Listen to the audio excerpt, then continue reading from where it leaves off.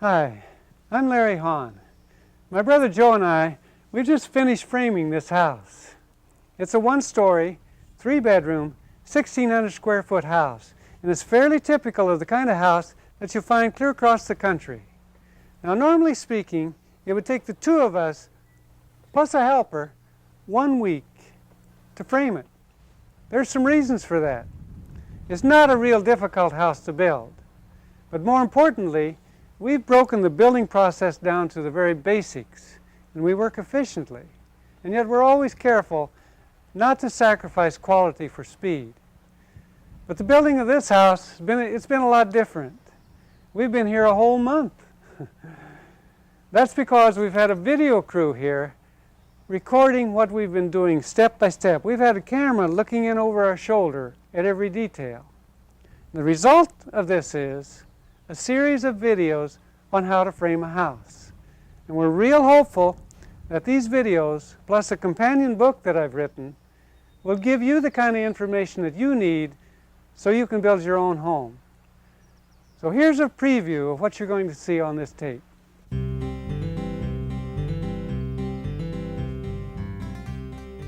The first thing we do in this tape is check the foundation walls for square and parallel. Then we put the sills in place. Next come the posts, the girders, and then we can set our rim joists.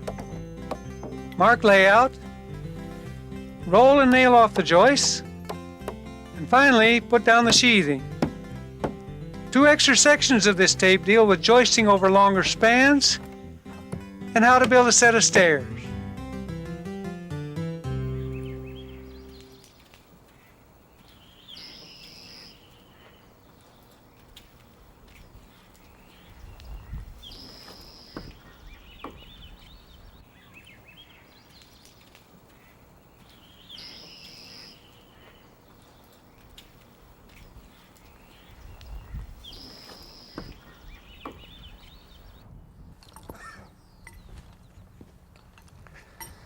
You know, it's a good feeling. Come on a job, looks like this. It's clean, it's going to be a safe place to work. Any contractor that leaves a job looking like this has to be proud of their work. So we can be pretty sure that this foundation for the crawl space is square and level. And as carpenters, that's our responsibility to check that. Then we're going to put down our mud sill. If this gets done properly, the entire framing process is going to go a lot easier. So we'll begin by Joe and I checking this building for square. You pull out 6 foot, I'll pull out 8 foot. We're using a standard 6, 8, and 10 check to make sure the block layers left us with a 90-degree corner. Now if they didn't, we'll have to adjust the sill in or out a bit to compensate. Looks great, Joe, it's right on 10 foot. Let's check the diagonal, see if we're square clear across the building. This is your best check for the squareness of an entire building. What you're hoping for is that your diagonals are close to the same length. Right on the money. This building's square. Finally, we check the building for parallel. We want close to the same width on each end. 1/8 inch off, that's good.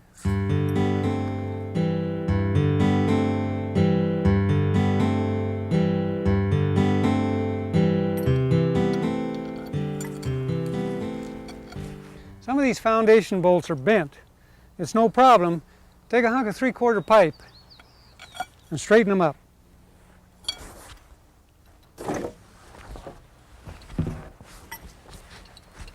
Well, it's time to scatter all of our 2x6 sill around the perimeter of the building. It's a treated sill, so it resists dry rot and it really discourages termites. And once all the sills are scattered, we can cut them to length. That's it. Looking good? So, time to cut all our sills. A good efficient carpenter doesn't always have to use a measuring tape and a square to get the work done. Let's take a look how that goes. First of all, we sight down this concrete foundation. Get our board marked for length. We mark it with a saw cut. We pull the board out a bit. The next step is important. How do we cut square without a square? Well, it's simple. line the saw table up with the edge of the board and make the cut.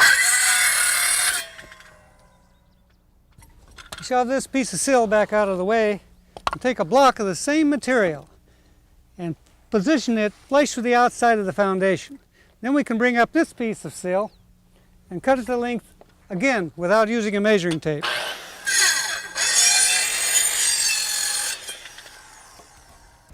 Safety is part of being a good carpenter. Wear gloves when you're handling this treated wood.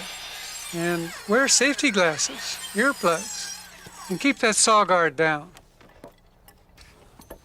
The next thing we do is mark the bolt hole locations on all the sills. Just align the board flush with the blocks. Okay, looking good. I'll mark the first one here. And then we just tap down with our hammer directly over each bolt. That leaves a mark that we can use for drilling our holes. We use a heavy-duty drill motor and a good sharp auger bit to drill our holes. We drill at least an 1/8 inch larger than the diameter of our bolts.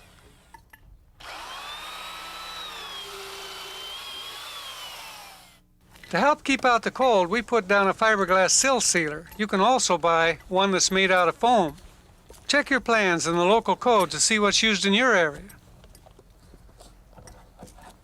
Now the sills go down.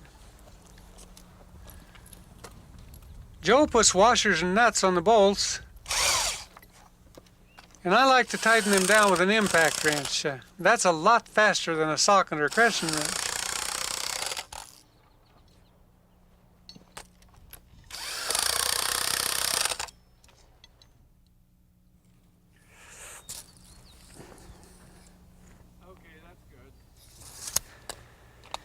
Yesterday, Joe and I finished bolting down all these mud sills. And you remember that we checked our corners for square and our walls for parallel. Well, today we've been going around and making sure that our sills all the way around the building are level. And you know, it really is pretty incredible, but they're close to perfect, about an 1/8 inch variation. But sometimes that's not true. You'll have to adjust these sills a bit.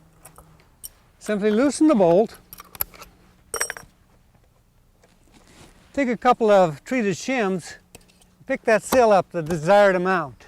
And this crack here gets filled with the dry pack. It's a dry concrete mixture. Now take a look at these bolts. They're within 1 foot of the end. That's the code, not only here at the corner, but also down there at the joint. And then every 6 feet, you need another bolt. Now it's important not to take these bolts for granted. They're what keep your house where you want it to be, on the foundation. The next thing I need to do is cut out for the girders that'll go in these pockets left here in the blockwork. I first outline the cut using a scrap of the girder material, and then I plunge cut very carefully with the saw.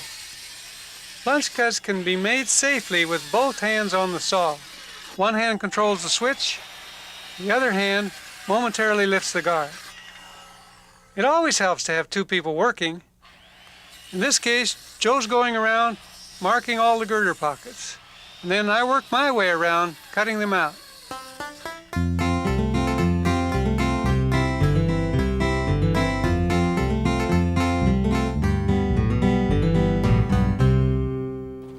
Here we're building over a crawl space, so Joe's stretching a dry line tightly across the building from girder pocket to girder pocket.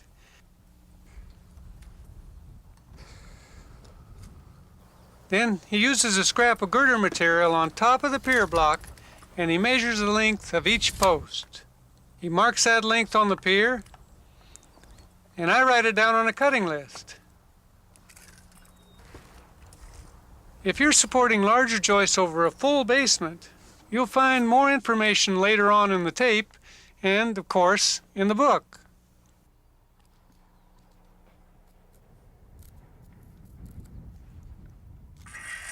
With this cutting list, I can cut the treated 4x4s to length. One of the most efficient tools we have for cutting posts is a radial arm saw, but we don't have one on this job. So we'll be showing you several other tools. Here I mark the length on each post, and then I cross it off my cutting list. Here's another place I don't have to use a square to make a square cut. Just line that front edge of the saw up with a 4x4 and make your cut.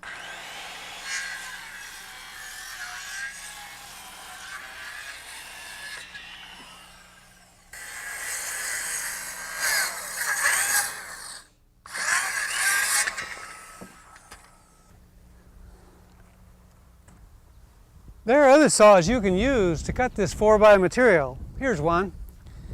It's a circular saw with a chainsaw attachment. It's got a guard here in the back, but it doesn't have one in the front. So when you're using this saw, set a square on the material, grab it with both hands, and use it in a safe manner.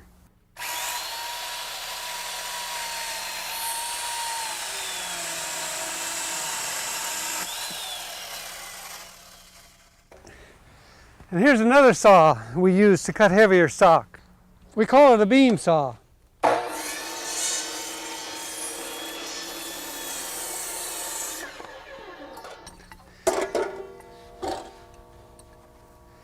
And then, if you have a power outage, there's no electricity left in the world, and your electric generator won't work, grab the old handsaw and go for it.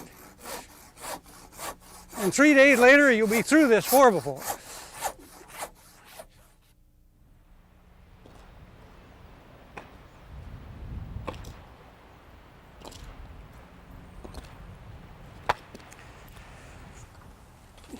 Well, we've got all our posts scattered, and we're ready to nail them on top of our piers. Now this one here is in good shape. The post itself is cut square, and the pier is set in good and level. Well, let me tell you, I've been on a lot of jobs where this just wasn't the case. A lot of times these piers get poured out of level, and what happens is that makes the post out of plumb. Now, to compensate for that, you may have to cut this post out of square a little bit. So when you're finished, the post will set square on that pier and give good solid support to the girder up above. Now that we've got all these posts cut, we have to toe nail them to the piers using 4/8 pennies, 2 in from each side. You could also use 3/16 instead. And we just center them on the blocks by eye.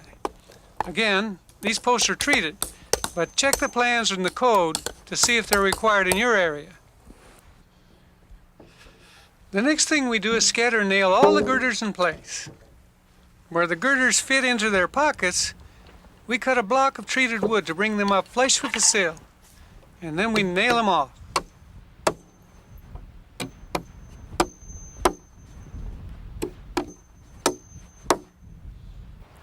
Notice that here in the crawl space, these girders are 6 feet on center. Over a full basement, we support larger joists by a girder or a wall in the middle. We nail the girders securely to the post with 3/16 penny nails. Now, in some areas, the code may require a plywood gusset or even a metal connector at this joint. Now, I want to show you something that happens out on the job. These piers, they're poured and lined. But let's face it, sometimes they're not done as well. So what happens is, when this post is put in the middle of the pier, you don't have full bearing under this girder. It looks something like this. So what we do is we nail both ends, and then later on we can put in these posts and line them up like they ought to be. So it has full bearing underneath this girder.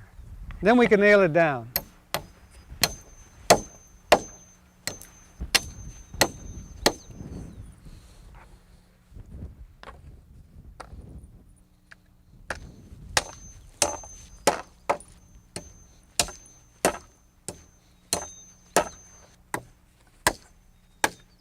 Another thing is that when these pier posts are 3 foot or longer, you have to nail a brace on them. That's what the code wants.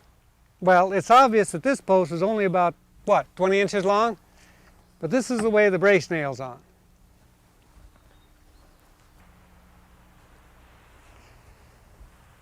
Now, beams aren't always perfect. Take a look at this one.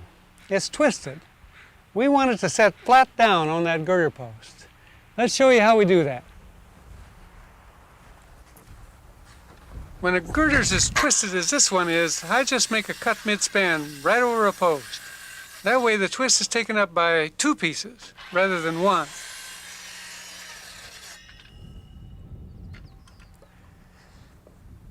That's the way we want it.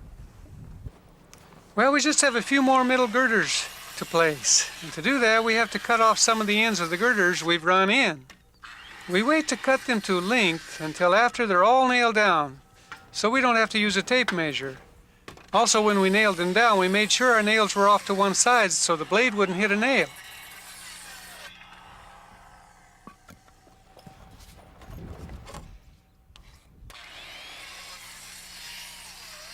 You'll note that we're cutting to fit this building. We seldom have to use a tape measure. Here at the joints, we nail each girder to the post with 2/16, and then we join the splice with 3 more. Now with the girders nailed in place, Joe's taking a moment to sight across the top and make sure everything's flush.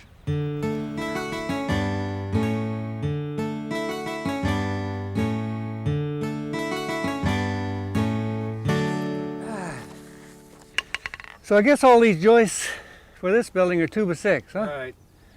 Except in this front end where we have 4x4s for a deck that's going to be built out here. That'll drop it down 2 inches so we won't have water problems. And then I guess we only take 2 lengths, 16-footers and then 18-footers on over, except here in this area where we've got a little bay window. The cantilever's out 2 foot right there. It'll take 20-footers here. So I guess we can get started. Right along this side over here, we'll run on a rim joist. Right, just use 16s over there for the rim. 16-footers here we'll use for rim joists. We'll get that nailed on, laid out, and pack joists. Let's do it. Well, moving lumber is one thing a carpenter does a lot of. Make it as easy on yourself as possible. Drop the lumber close to the building and learn to carry it on your shoulder. This is a rim joist. It nails flush with the sill.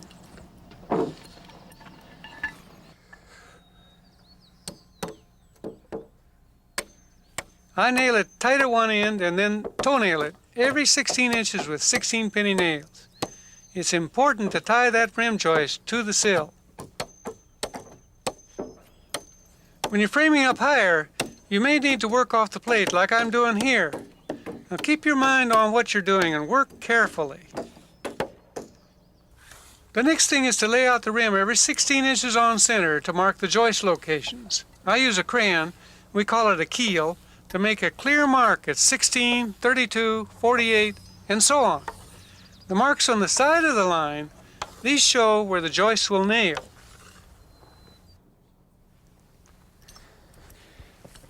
Here on the garage slab, we've set up a model floor in order to illustrate a point.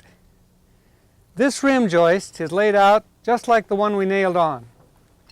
We hooked our tape on the outside, came over 16 inches, made a mark for our first joist, then 32 inches, 48 inches, and so on down the line. Now, what this means is that when we sheet with our plywood sheeting, this first sheet is going to break half on this first joist. But that's just the way it does down there on our last joist. And it has to break like that because we're going to go on with another sheet. Now, traditionally, it's been done a little different. They'd hook their tape on the outside and they'd come over 15 1/4 inches, make their mark. Then they drive an 8-penny nail in at that point, hook their tape on it, and go 16 inches, 32 inches, 48 inches on down the line. What that means is that this first sheet of plywood will have full bearing on this outside joist. We don't do it that way. It means an extra step. And structurally, it just doesn't make any difference.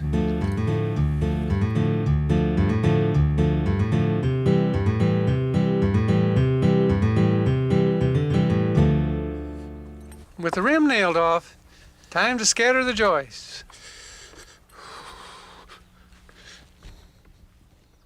Start on one side and lay down a joist every 16 inches.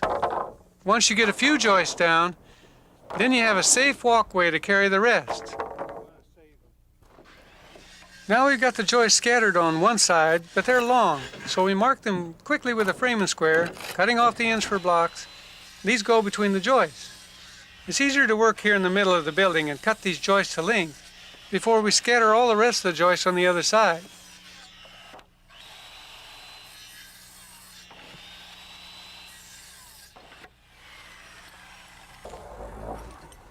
Once we get the joists cut to length on the far side, then we can scatter those that go here on this side. I push them up tight against the rim, cut off the excess by eye. Just make sure that your joists lap at least 4 inches.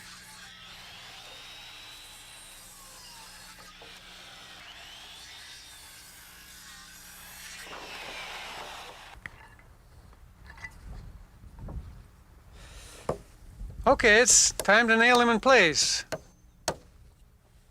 We roll them up on edge. Then we plumb them by eye on their layout marks.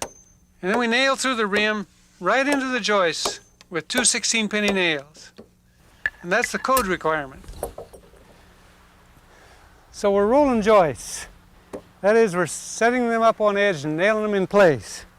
Now, frequently, joists will have a bow in them. A crown is a bow. Common practice is to put that bow up. Then the weight of the building has a tendency to push it down straight. But in a building like we have here, we have girders every 6 feet. So crowning joists is not all that important. They're going to be straight once they're rolled. But if you do need to crown them, just sight down it and you can see the bow. As you nail, try and set up a rhythm. You can set a 16 with 1 lick or with 5, but it really doesn't matter. What matters is that you establish a pace that works for you, going easily from one nail right on to the next.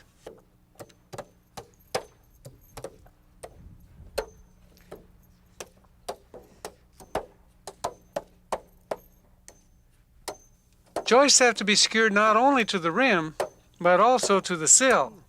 1 16-penny toenail on each side.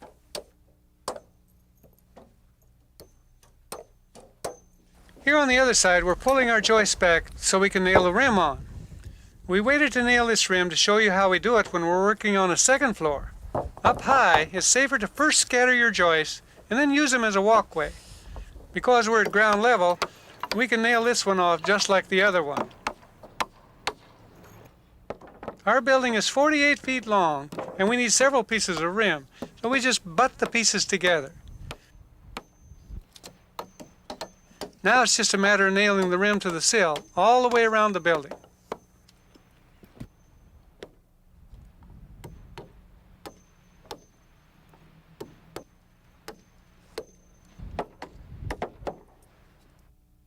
Well, now I'm laying out the opposite rim. It gets laid out on 16-inch centers the same as the other side, but there is one difference. The joists here fall to the other side of the layout line. There's more on this later. Joe and I work together as a team, rolling, nailing off these joists. Joe nails out at the rim, and I'm nailing here at the center. The joists lap here over a girder. I nail the laps together, and then I put a block in between each pair, holding the block flush to one edge of the girder. It's important that these blocks are cut accurately because we don't lay out the center. We depend on the length of the blocks to keep our spacing just right.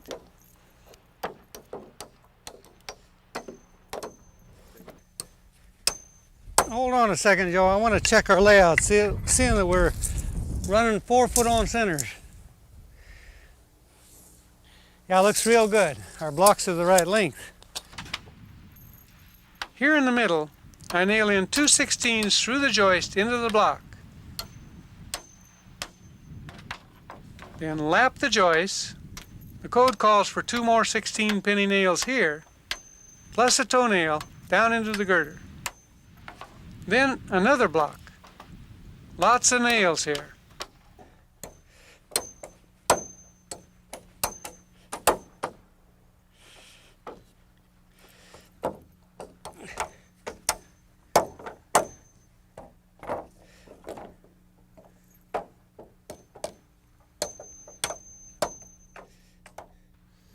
Way.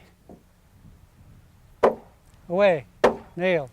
Here we're straightening the joist by eye before nailing them to the intermediate girders. Okay. Okay, away from you, about 1.5 feet. It got the crookedest joist in the city. Back to you now. Back to you. Nail that.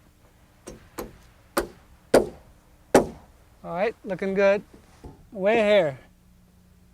Nail that. Okay. Joe and I have been up on that main floor working, but now I wanted to come down on this model floor and show you a little bit more about layout and about how we nailed it all together. You'll notice that on each rim joist, we have a layout at 16 inches on center. The only difference is, here, the joist goes on this side. Over here, it's nailed to the opposite side of the layout. This allows these two joists to lap here in the center. Then, with a 13-inch block nailed in, we maintain our 16 inches on center. The block gets nailed in with 2 nails on this end and 2 nails in through that joist into the end of the block. Here at the lap, we nail this lap together with 2 16-penny nails. Then down into the girder, you get a toenail down on this side and another 16-penny toenail down through this side. And that's what happens at every girder. We get a toenail here and a toenail here, and at every cell the same. A floor nailed together like this one meets the building code requirements and gives you a good solid base on which to build your home. Now we've got all of our regular floor joists run in, 16 inches on center, but we need a few more to support the interior walls which run parallel to the joists. Coming back 2/6. Joe's finding the location of these walls on the plans and marking their center lines on the rim. Going forward, 4/3. Now the actual joist will set 2 inches to one side of the center line. This will leave room for any pipes or conduit coming into the walls from below. I'm done.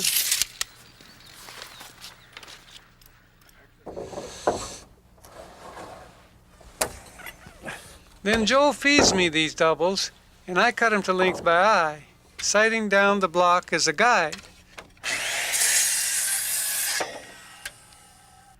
Since we nailed the blocking flush with the edge of the girder, these doubles have 2 inches of bearing. When the double comes in from the other side, cut a notch in the block so the double can bear right on the girder, but only cut deep enough to remove the notch. We don't want to weaken that girder.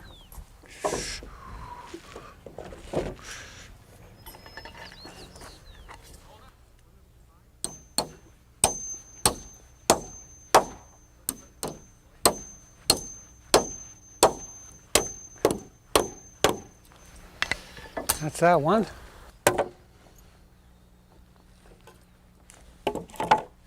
This is an access hole for the crawl space, and I have to double up the rim here to support any load from above.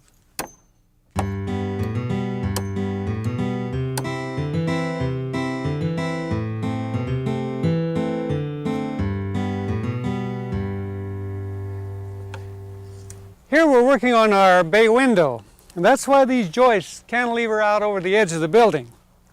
Because of that, we stopped our rim joist and ran in 14.5-inch blocks to maintain these joists at 16 inches on center. This bay window comes out from the building line 24 inches. So we measure out 22.5 inches, make a mark here, and another one down at the last joist. Then we'll snap a chalk line and cut it and nail on our rim joist, and we'll have a full 24 inches. You're right, some of these boards are ugly, but the discoloration is only on the surface and it doesn't affect the strength of the wood. This is Douglas fir framing lumber, number 2 or better. It's strong, and as a framing lumber, it's hard to beat.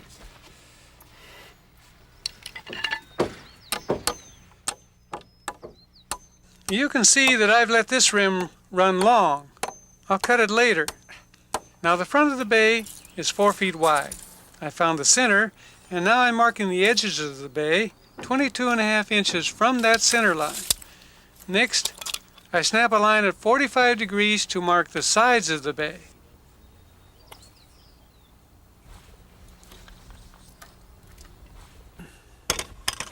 I have to lay the saw over at 45 degrees to cut the joists.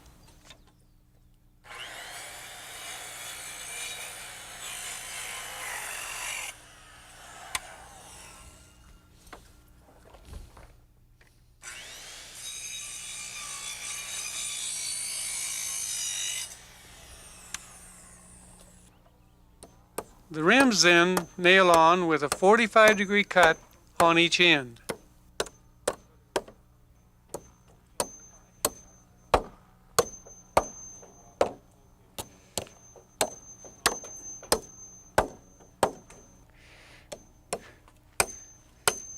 A bay like this really makes a simple building more appealing, and it only takes a little more effort.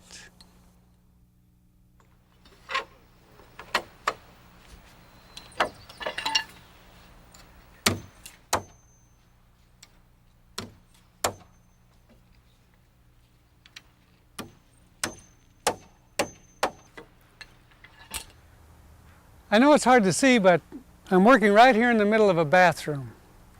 Now there's going to be some plumbing coming up here through the floor to service a toilet.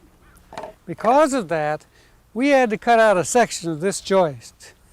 We supported that joist by a header, and we used two different kinds of hangers, a U-type here and an R-type here.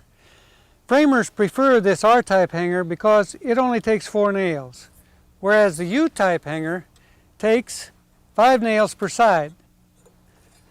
But what about if we need a larger hole in these floor joists, like for a stairwell, where we have to cut not only this joist, but maybe this one and several more?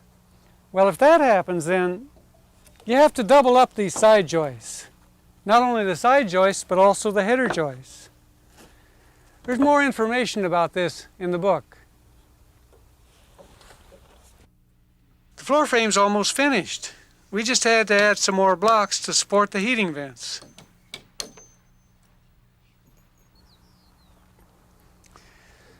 Well, the heating contractor is finishing up their ductwork, and we're almost ready to sheet this floor. Let's take a look just for a minute at the underfloor ventilation. Here it's in the blockwork, but frequently we'll cut it in the rim joist. This is easy enough to do. We just cut out a section of rim between 2 joists.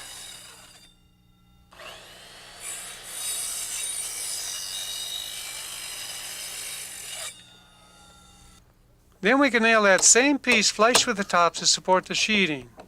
Then a screen vent gets nailed in the opening. Crawl spaces need vents. A full basement may not. We've got all our regular blocks cut. Now we're cutting spatials. No need to use a measuring tape. Just shove a block in the hole, make the cut. A spatial is any block that's not a normal length, like here at the end of the building.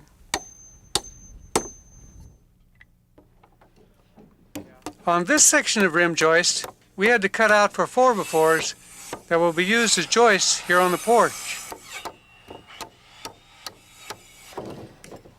After these are sheeted with 2x decking, the porch will still be lower than the house deck, preventing any water from running inside. We mark for the cutouts with a piece of scrap, and we make the cuts.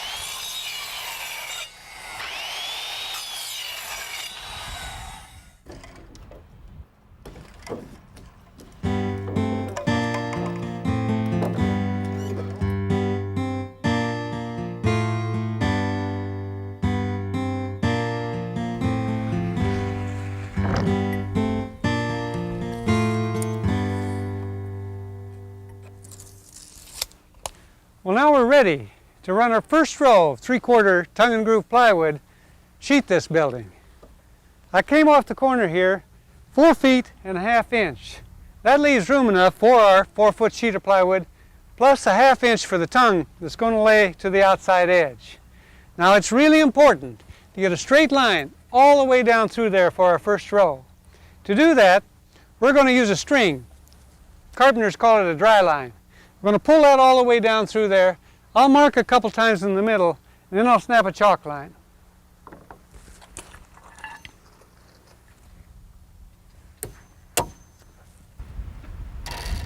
It isn't necessary to use a dry line on a short building. I'm using it here to show you how we do it if the building is longer than your chalk line. Just run out the dry line, mark the middle of the run, and then you can snap twice.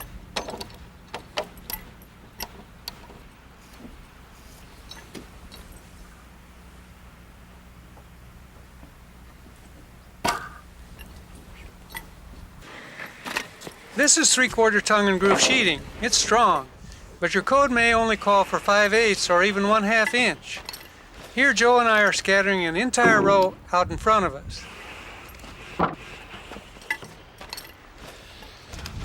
We use construction adhesive for a couple of reasons. It bonds the plywood to the joist, and it keeps the floor from squeaking. We only run on a sheet's worth of this stuff at a time. This way it won't dry out. And on most joists, we can run a bead right down the middle. But where the sheet of plywood ends, I need to run it right on the edge. We flop a sheet over and nail it in place. We follow our building code and drive 8-penny sinkers every 4 inches along the perimeter of the building, every 12 inches in the field, and every 6 inches at the joints. Now your code may call for ring shanks or even screw nails. Plywood will expand in wet weather, so we leave an 1/8 inch gap in between those joints. We just stick in an 8-penny nail, then we're ready to nail it off. On longer runs, leaving an 1/8 inch gap between the sheets means the ends won't always break on a joist. Now when that happens, just trim a sheet or scab on a 2x to give the end full support. Oops.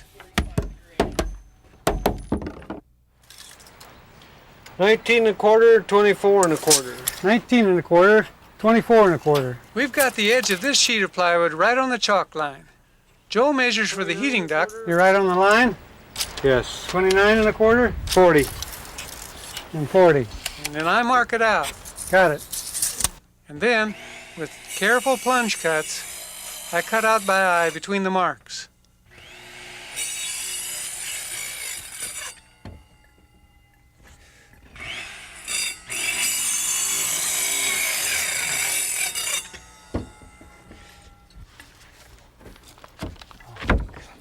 That's pretty bloody incredible. I'm sorry I ever questioned your ability to measure.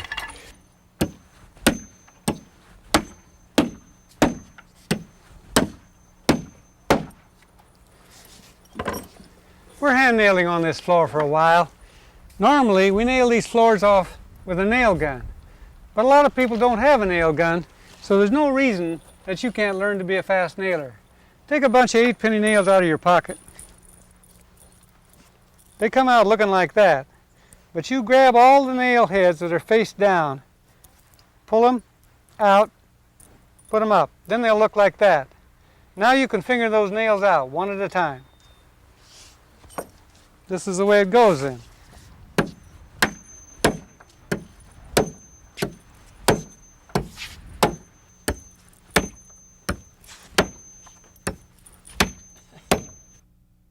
I'm using a drywall square to mark a half sheet, which we position and nail down at the end of the building. You always want to stagger your plywood seams from course to course. So we start every other row with a half sheet. Tongue and groove plywood needs some persuasion, Right side. and it's helpful to have two people. Get it, tap it. Joe uses a 2x beater block along the groove side of the plywood.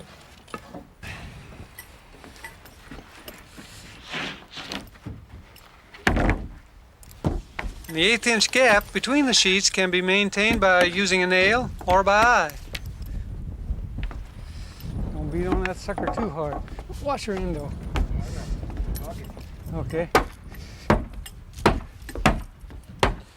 You got it, Joe. Looking good. Let's nail her off. We also have to cut out for plumbing pipes.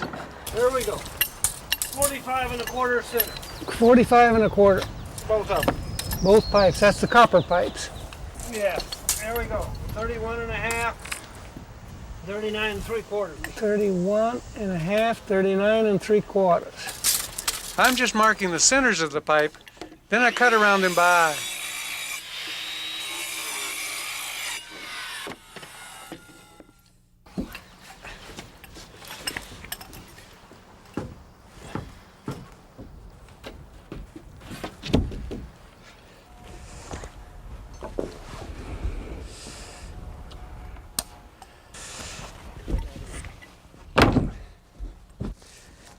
Whoop, that's got it. That leaves an 1/8 inch gap.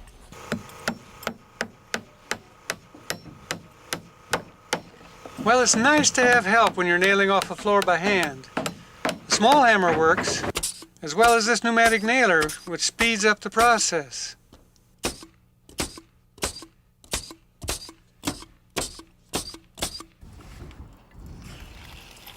The plywood ends that overhang the rim are marked with the chalk line. And then they're cut all at one time.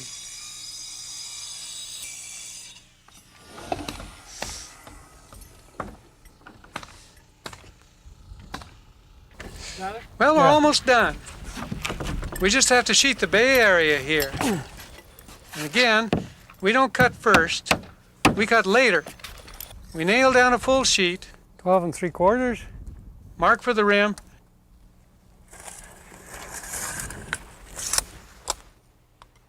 and cut it out.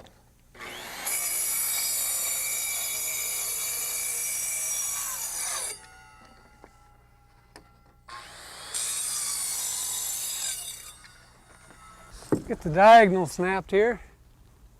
Over just a bit to your right. That's got it. Go ahead and snap. And on the getter,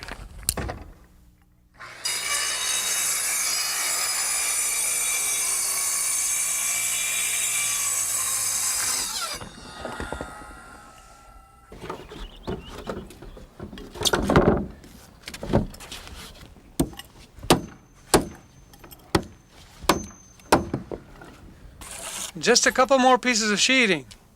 This is a good place to use up all the scraps.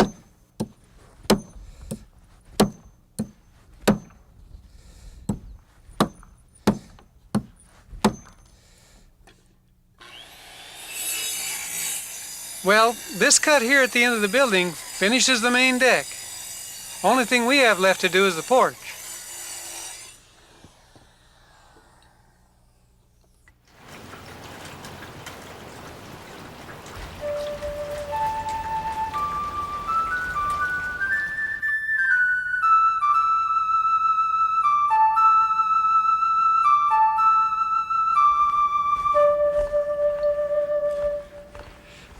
Well, at least it dried up enough that we can pack these cedar boards that Joe had cut at a local sawmill.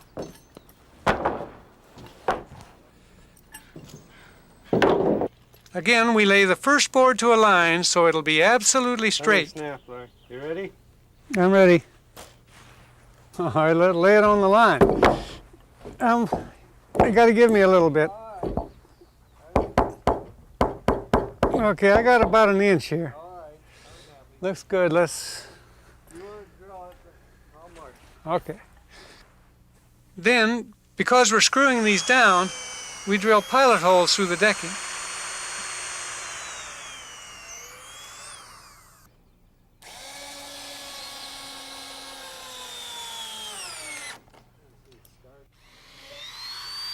Here I'm using a drywall square as a guide to keep the holes in a good straight line. Then I screw the boards down with a 3-inch non-corrosive screw. And here at the end, Joe snaps and cuts.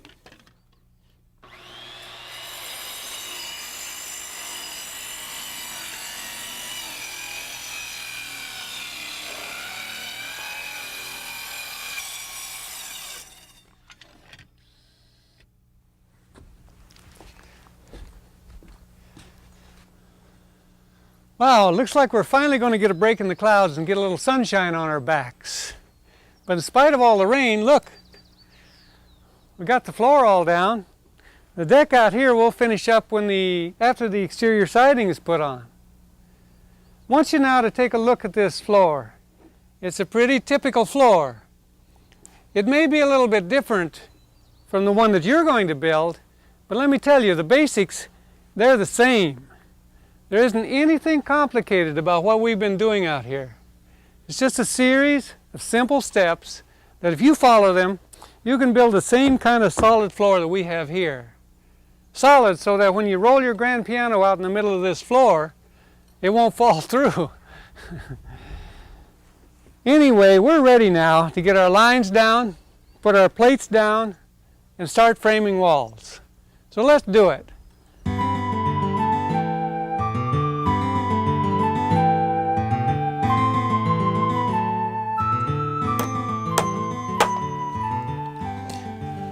Well, as you can see, we've jumped way ahead in this building process. The floors are all down, got the walls built. Here we are, joisting on the second floor. But this is a one-story building. We put these joists up here just for demonstration purposes. We wanted to stop for a little bit and show you how to joist with heavier joists. In this case, 2x12s. Here we have a built-up beam, and we're putting on hangers. Now, it won't be long before we'll take all of these joists out of here and we'll get on with the building process, putting on ceiling joists, nailing in rafters. Out there on the outside edge, those joists are going to cut to length and we'll nail on a rim joist just like we did down on the first floor. Here you'll note, in this section, we left a large opening so stairs could come from that first floor up here to the second floor. These hangers can carry a lot of weight. Place them right on the layout and drive a hanger nail in every hole.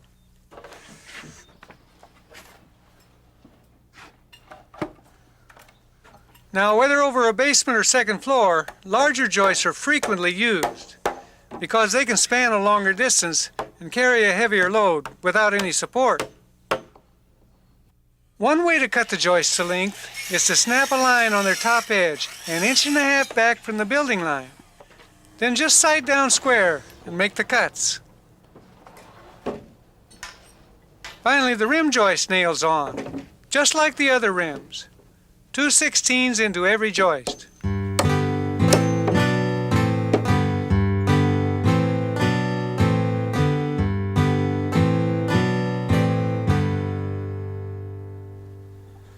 When your house has a second story on it, you have to build a flight of stairs. So we want to show you how to build a simple set of straight flight stairs, just like this one we have here in the small model. It's going to go right up here in this hole. It's called a stairwell.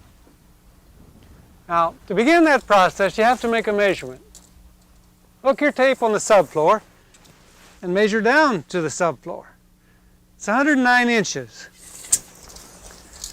It's really important to note that that measurement has to be from finished floor to finished floor. Now, we've got carpet throughout this building, so that measurement's going to work. But if you happen to have a real thick floor up there, and down here you had a thin floor, then you have to make some adjustments. There's a lot more about that in the book. Now, with that one measurement, 109 inches, we're able to calculate how many steps we need and how high each one of those steps or risers is going to be. Let me show you how we do that. To calculate the rise and the run of a set of stairs, we take the total rise from finished floor to finished floor. Here it's 109 inches. We divide that by 7. That's a standard riser height. That gives us 15.5. Well, you can't have a half a riser.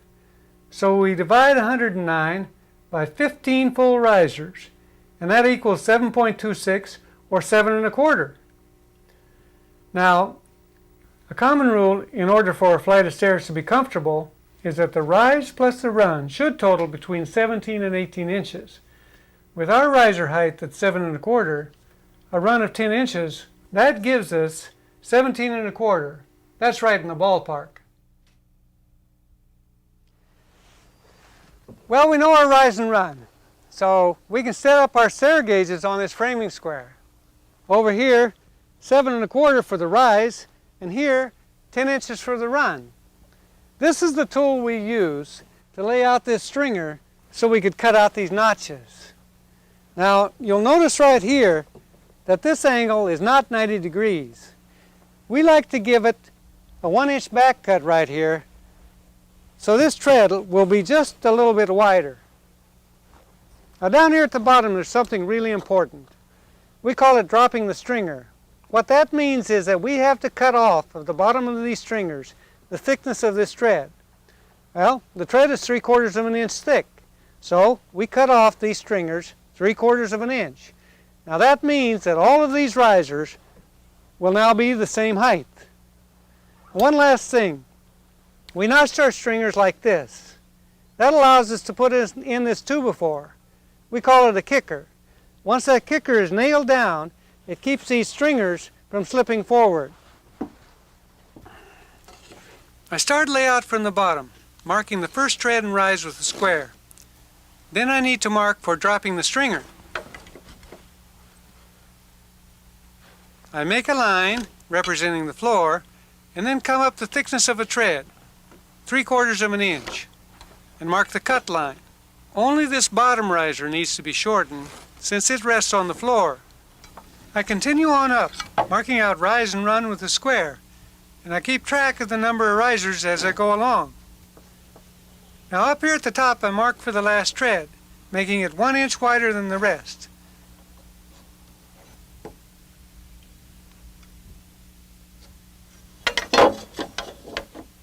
And square off the run from that point. You'll see why I do this in a few minutes. I've got a few more marks to lay out. Down here at the bottom, I come in 1 inch from the riser line I marked before, loosen my stair gauge, pivot the square to a new mark, and tighten the gauge. Now I can mark for the back cuts on each riser. But before I move too far, I also use a scrap of 2x4 to mark the notch for my kicker.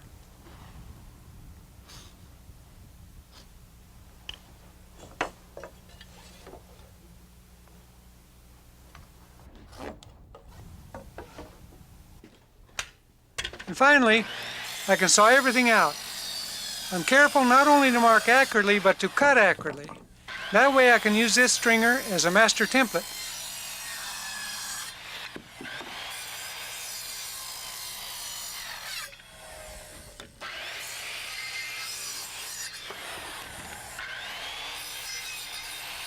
You can see that on top here, I'm overcutting the intersection of my lines just enough so that the pieces will fall out. That way I don't need to come back with a handsaw to finish up. And to be efficient, I make all cuts running in one direction first, then turn, and work my way back. You can see how the cuts meet underneath here.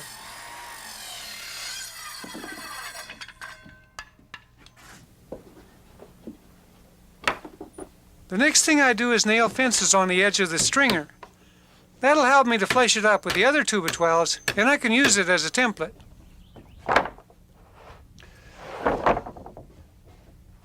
Now you want to pick out good straight stock for your stringers.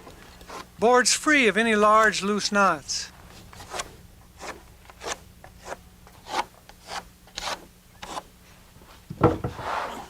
After marking, I cut the other 2 stringers the same way.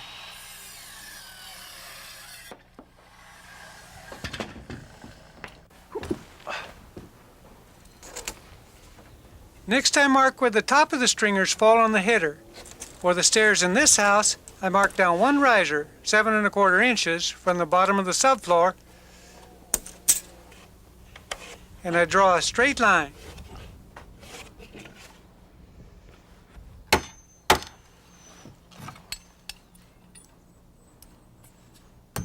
One way to support these stringers is by hanging them with these metal straps. Other ways to do this are shown in the book.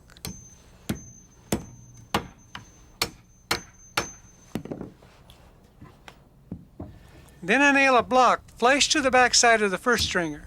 It's just long enough to space the middle stringer dead center. All right, hold on down in here. Hold him right there. Got it on the line? Yeah. All right. Hold him. Holding the top of the stringer even with the line, Joe nails it in place. Then positions and nails the middle stringer. On the line? No, it will be. Hold it right there. I got her.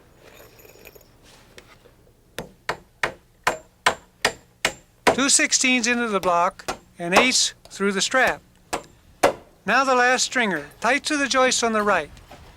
Then we measure and cut a second block to fit tightly between the two and nail it off.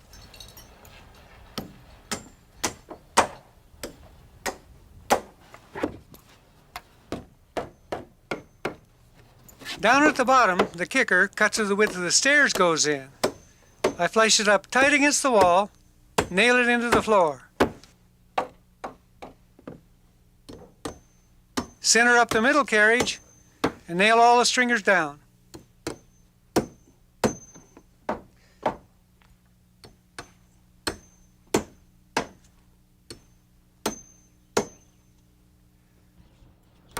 It's time now to cut the treads and risers out of 3/4 stock. Here's one way to get a straight cut, by using a board as a cutting guide. You could, of course, use a table saw. And here's a riser being cut.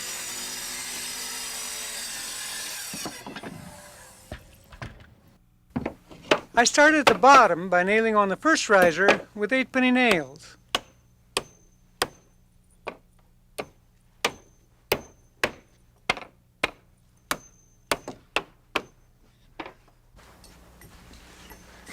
Once these stringers are nailed in, you need to check to make sure that none of them are bowed up or down. Take a look at here. This stringer's really high. So what we've done so far is nail in a riser board at the bottom to hold these stringers stable. But before nailing any other riser boards in, we want to catch this one. We want to make sure that these stringers are level all the way across. So we can nail it here on the outside edge.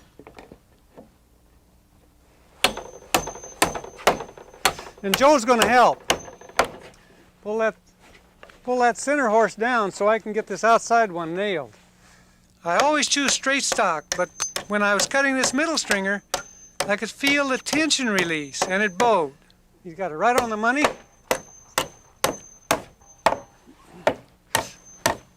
Hold on, I want to get one more nail in that thing, Joe, to hold it down there.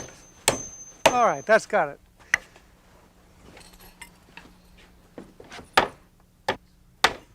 And now all I need to do is finish nailing off the risers.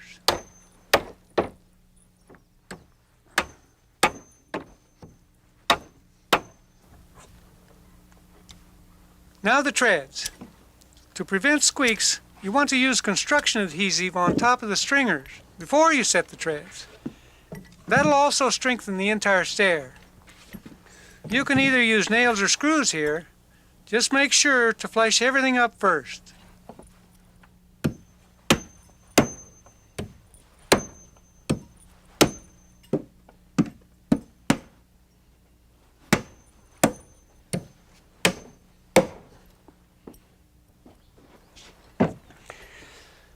Now there are different ways to nail on these treads. You'll notice that we cut ours flush here with the riser board. They're going to wrap carpet right up around that. But there is another way. You can let your tread hang over right here and you'll have a nosing. The last thing we need to do is nail in a 1-inch strip here at the top before we nail the last riser in place. You'll see why in a moment.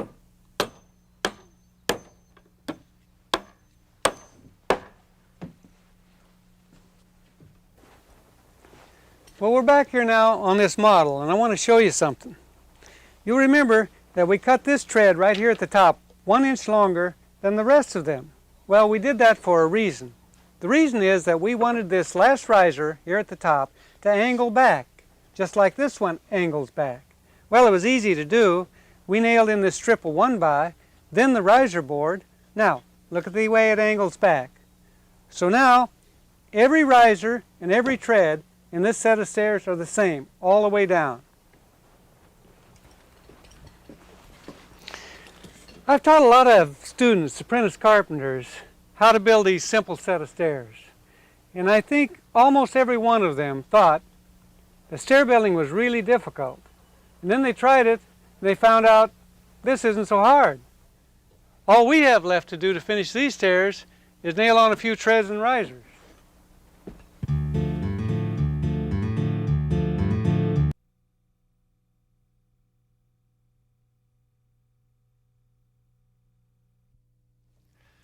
Hi, I'm Larry Haun.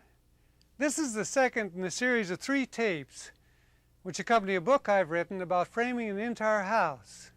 Now in tape 1, we framed the floor. In this tape, we're going to frame the walls. Here's a preview of what you're going to see. We start by laying out and snapping wall locations on the floor deck. Then we cut and position the wall plates. Cut the parts for the walls and detail the plates. Next we can nail the walls together and lift them into position, both the exterior walls and the interior. After nailing all the walls together at the laps, we finish up by plumbing each wall and aligning.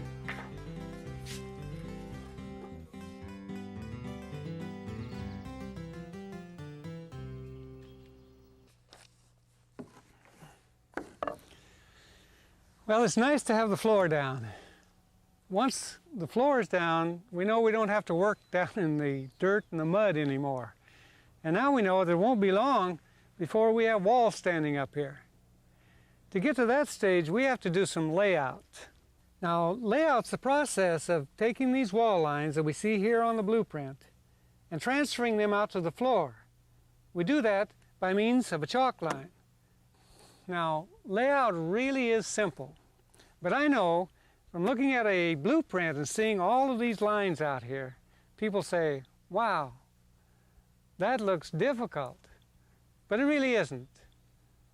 Here's how we do it.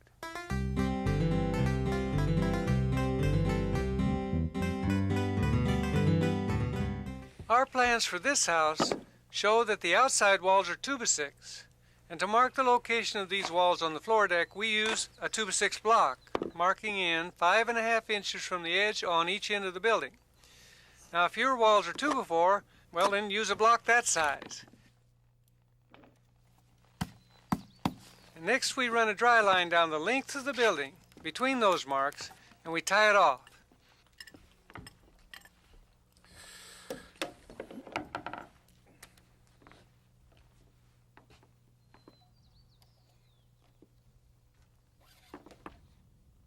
We mark near the center of the dry line so we can snap the line in 2 sections. Now, especially on long buildings, this helps to ensure that our line will be straight. On shorter runs, you can just use your chalk line.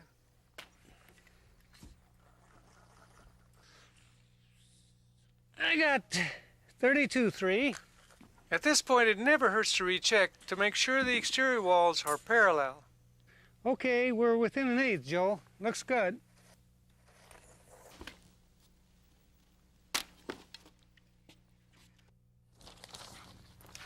We need to start with a long through wall, Larry, which is this one, and it's 17.3 outside the center. Okay, let's do it. Okay, we're at the edge of the building. Go ahead and mark. 17.3 center of the wall, add 1 3/4 inches to the edge, mark it, put an X on the side that the plate falls on. That's it. On our plans, the measurement for this wall is from the outside of the building to the center of a 2x4 wall. We snap the edge of the wall by measuring out 1 3/4 inches more from the center line. Okay, Joe, that first wall is 12 foot 7 in, from the outside of the building to the center of that through wall.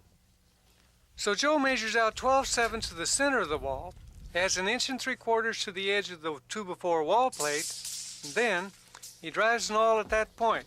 Now he can continue on and mark for the next wall.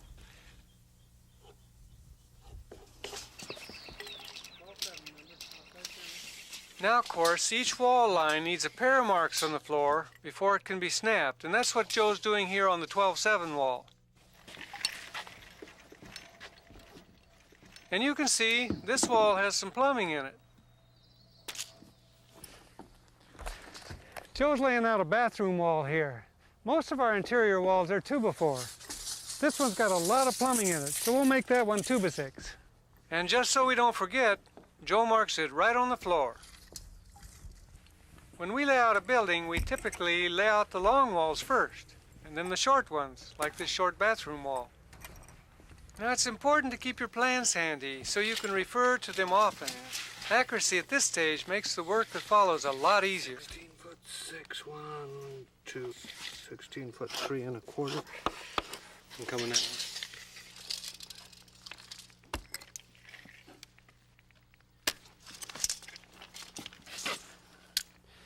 There's a small hallway right here, but no door and actually no wall, so we're going to mark this one out. And down here the line got run by a little bit too far, so we'll mark it out too so it doesn't get plated. All right, Larry, I guess all we got left to do is run a end on that wall right there and we're done. Okay.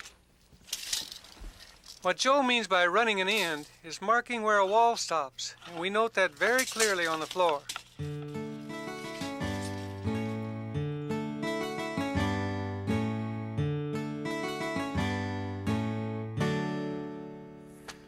Well, it didn't take Joe and I long to lay out this floor.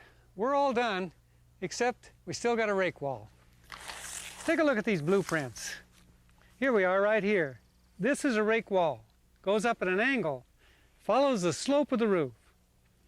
It's the wall that sits right here on the end, all the way down through here. We'll build it and we'll raise it up like this, and it'll go up like this, following the pitch of the roof. Take a look at the blueprints again. Each stud in this wall is going to be a different length. In order for Joe and I to build this wall, we're going to lay it out on the floor full scale. Here's how it's done. I've been doing some sketching here to show you how to lay out a rake wall over here on our floor. Now this rake wall has a pitch of 4 12. Well, back on our floor, these dotted lines represent the chalk line that we snapped for our wall plates. So down here at the bottom chalk line, we come up 92 1/4. That's a stud length. Make a mark. At the bottom, on the outside of the building, we come over 12 feet and make another mark. From that point again, up 92 1/4 inches. We make another mark. From this point, we come up in feet, whatever our pitch is in inches. 4 inches, we come up 4 feet. And we connect those 2 points. Now, doesn't matter how wide this rake wall is. We can build it to here, or we can build it to way over here. With this outline, we can build it right on the floor. And we come up here 92 1/4. And another 4 feet. Then we come over here 12 feet. From the outside. Got it? Okay. Then at that point, we come up again 92 1/4. And 4 more feet, and that X is right there. So without using a lot of fancy math, we're able to establish our 412 pitch. We snap a line right through our X's. First one side, then the other.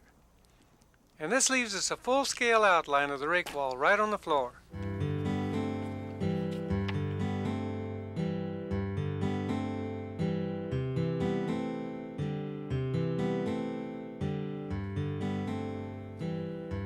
Well, Joe and I have all these wall lines snapped out on the floor. So we're ready to start plating.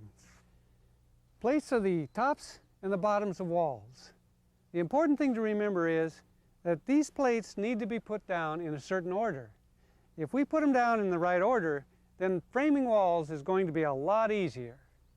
So let's take a look how we do that. Actually, it's quite easy. Here we have a model of our floor. And what we've done is we've taken these outside walls, these long outside walls, and we've run them all the way through, from outside to outside. We call these walls through walls. Here, at the width of the building now, these walls butt into the through walls. So we call these walls butt walls. We have them here, here, here, and here. If you plate like we have it here, you're going to find that wall framing is a whole lot easier. Here on this model, I want to show you an example of how not to plate. You'll notice that none of these plates run all the way through. They run through on one end, but here, on this end, it butts into its neighbor. And that's true of this one, and this one. Now, if you plate like this, we call this style log cabin style, you'll find that when you raise walls, you'll always have one in the way. But look, let me show you something simple. Make a little change. See what happens? You now have these two walls that run all the way through. And these walls butt to them. So, we'll build our walls like this. We raise these two through walls, and then we can raise these two butt walls. No problems. It's time to pack lumber. We're scattering all our 2x6 plates for the exterior walls. At this stage, we haven't cut any of them to length. Now, with all the plates scattered, we can start positioning and cutting them. This is a butt wall, so Joe flushes his end to the chalk line, and he tacks it right on the line with an 8-penny nail. We don't want these plates to move around. At my end, I saw to the chalk line. I don't need a square or a measuring tape here to cut accurately.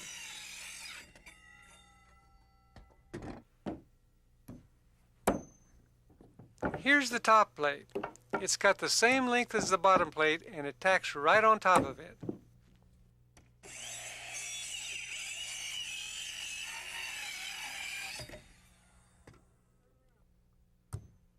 This is another butt wall. Got it, Joe? Yes, sir. Again, tacked right on the line. I use a 2x6 block as a guide to cut it back 5.5 inches from the through wall.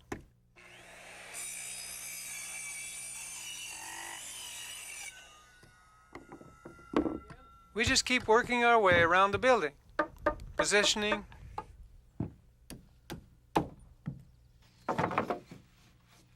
Okay. tacking, cutting. But take time to cut these plates accurately. It'll save you a lot of headaches later on. Okay. You can see that this wall has some plumbing pipes in it. Here we can cut the plate so it butts the pipe.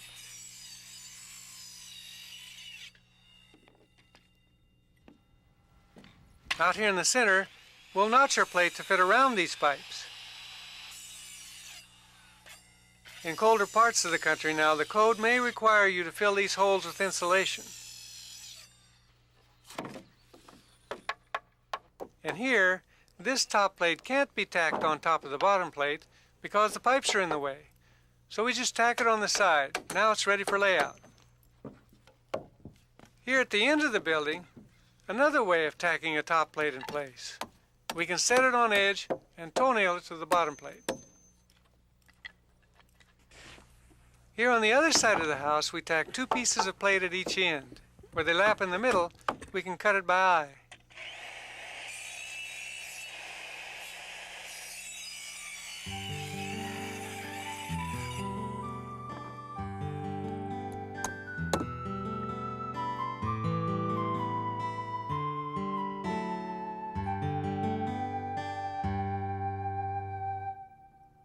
We're done tacking the exterior plates. Now it's time to pack and position the 2x4 interior plates.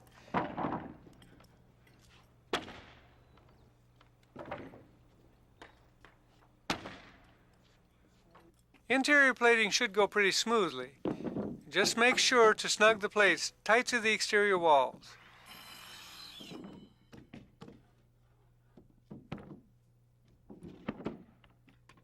And again, we have to cut around any pipes, and then we tack the plates down on the X side of the line.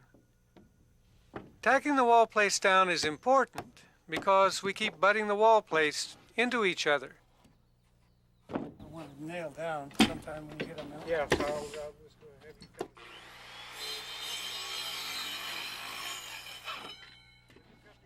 and finish. Okay, cut that. Here are the plates for that end wall. We cut them both right on the line.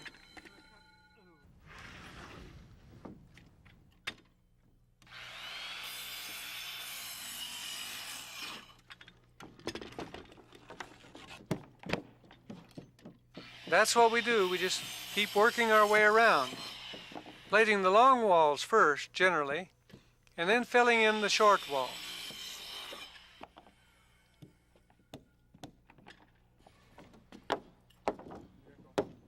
It's important to tack the top plate directly over the bottom plate.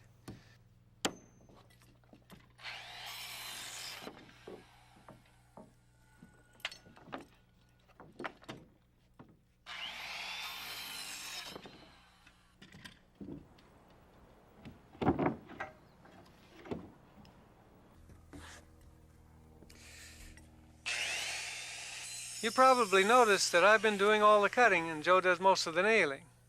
We work together. It's just more efficient that way.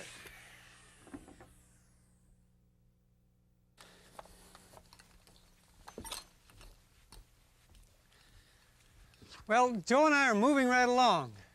This place is finally beginning to look like a house.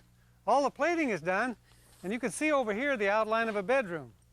Here's a bathroom, and back over here in this corner another bedroom, and I'm standing right in the middle of a hall. We've done what we wanted to do.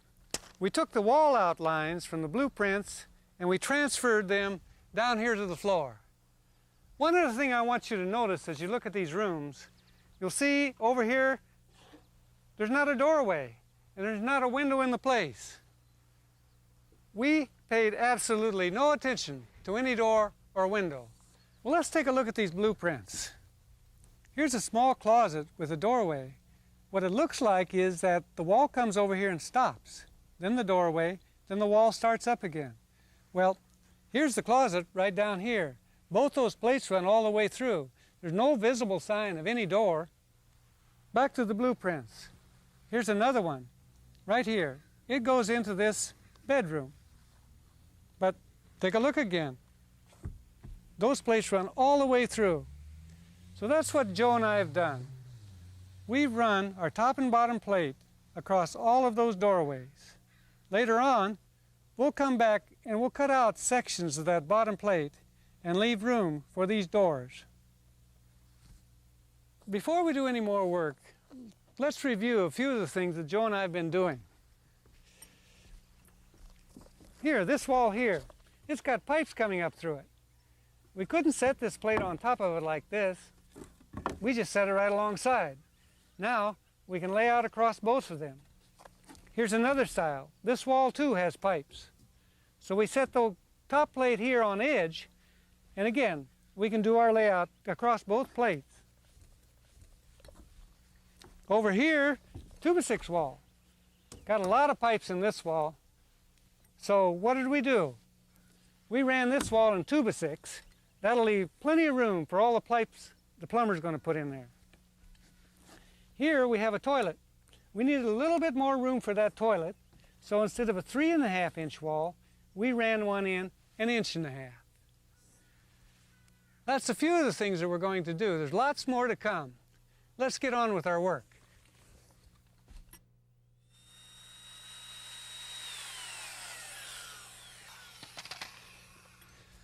Joe and I have finished plating up there on the wooden floor.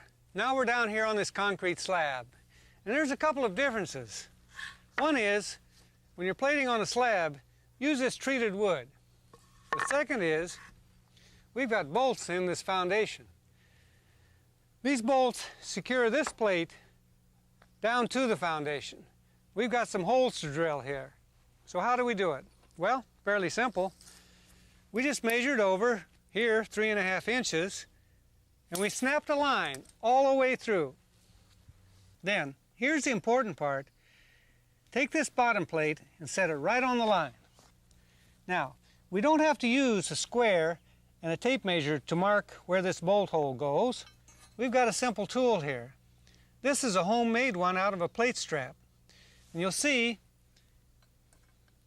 where it goes up against the bolt to this pin is 3.5 inches. So that's what we do. We set it right on that bolt, and then we mark it. Right there's where we're going to drill that hole. Now, if you don't like that tool, you can try this one. You can buy this one commercially. It's made the same way. This notch here goes against the bolt, and the pin marks the hole. This one's for 2x4 plate. This pin's for 2x6 plate.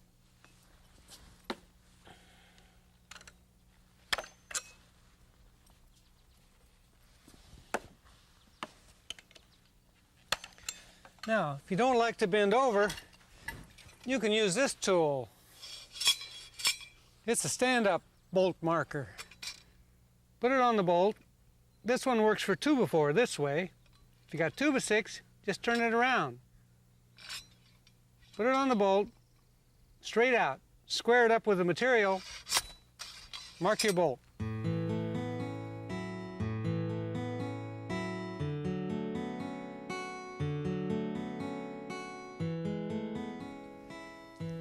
Well, Joe and I have all our plating done up there on the main floor. You know, we're almost ready to start framing. But before we do that, we built a couple of model walls down here, and we want to show you in detail what it is we're going to build. Over here, we have a 2x4 wall. And over here, a 2x6 wall. They're both exterior walls, and they're both framed exactly the same. These really are typical walls. Once you learn how to build these two walls, you can frame most anything you want to frame. So let's take a look at them in detail. Up here we have a double top plate. These plates help hold the entire structure together. Underneath these plates, we nail both studs and these top cripples. These cripples take the weight from above and they transfer it down to this header. This header acts as a bridge over the window opening. It, in turn, is supported by a trimmer on each side. These trimmers come down and set on a rough sill. The rough sill leaves an opening for the window. The rough sill is kept to the proper height by the bottom cripples. The bottom cripples go on down to the bottom plate. The bottom plate itself sits right here on the foundation, and that foundation supports the entire weight of the building. But one last thing now about this window frame. This whole structure is held together by these two king studs that are nailed one on each side. They run from the top plate clear down to the bottom plate. Now, one of the things that you're going to notice looking at these headers is that they run throughout the building at exactly the same height. Well, carpenters maintain that height by use of a story pole. Let's take a look over here. The standard height for us where we frame is 6 foot 10 inches, right there. And once we know the size of the header, here we're using a 4x6, what's left over on this story pole is the length of our top cripple. Here we have a 3/0 window opening. That's carpenter talk for 36 inches. On this story pole, we've laid out for the rough sill. Well, what's left over on that story pole is then the length of the bottom cripple. That's simple enough. Now let's take a look over here. What if we use a 4x12 for a header? Take a look. We don't even have to use any top cripples. Well, what about if we have a smaller header and a taller window opening? That's where the story pole comes in again. We have a 4x4 header right here. What's left over on this story pole shows us the length of this top cripple. Now down here, we have a 4/0 window. That's 48 inches. Again, what's left over on this story pole is the length of this bottom cripple. Now, one more thing about window trimmers. You remember over here, we used a floating trimmer. It goes from the header clear down to the rough sill. That's the kind of trimmer that we use when we're nailing in wooden window frames. But here's another style. On this window, we used a continuous trimmer that runs from the header all the way down to the bottom plate. We normally use this kind of trimmer when we're nailing in metal window frames. There's more about that in the book. Now, let's take a look at these headers. It's pretty obvious that this header is one piece of wood, but that's not the only way to deal with headers. Over here, we took two pieces of 2x6, And in between those two, we sandwiched a 1/2-inch piece of plywood and we spiked it all together. So what about a 2x6 wall? What do we do then? Well, here's an easy solution. On this window, we just laid this 4x6 flat, and it works fine. Over here, we had a much larger opening. So we set our 4x6 up on edge, nailed on a 2-inch piece of furring that'll allow us to nail on our drywall, and that works fine. So now let's take a look at corners and channels.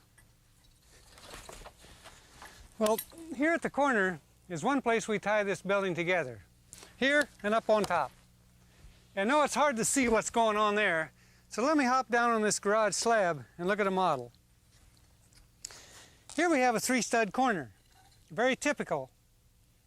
The exterior partition comes into it, this nails into the corner, and it leaves backing for drywall, both sides. Now, if both walls are 2x6, we do it a little differently. Again, a 3-stud corner with a 2x4 flat in here. Then the exterior wall comes up against that and nails together. There is a third solution to this called a 2-stud corner. You can nail a stud like this and a stud like this. That'll give backing to a wall coming into it and still leave backing for the drywall. The difference between this one and this one is that this one's stronger. The first one takes only 2 studs. At the top, we tie these walls together with a lap. We cut back the double plate on one and lap it over on the other. They go together like that and nail together with 2 16-penny nails. Now here's another place that we have to nail our walls together. But this is a little bit different situation. This is an interior partition that nails into an exterior wall. Let's take a look at our model. Our exterior wall has 3 studs like this. They form what we call a channel. To that is nailed the interior partition. And then on both sides, we have backing for our drywall. At the top, where the plates come together, we left a gap in the exterior wall, and on the interior partition, we left it lap over. These two go together like this, and then you nail down through the top with 16-penny nails.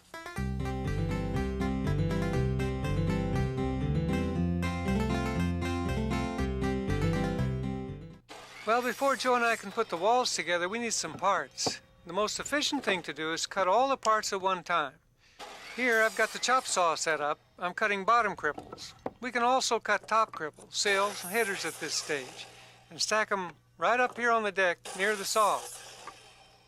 When you're cutting thick headers, it's handy to have a circular saw this big, but you could also use a radial arm saw or make 2 cuts with a smaller saw.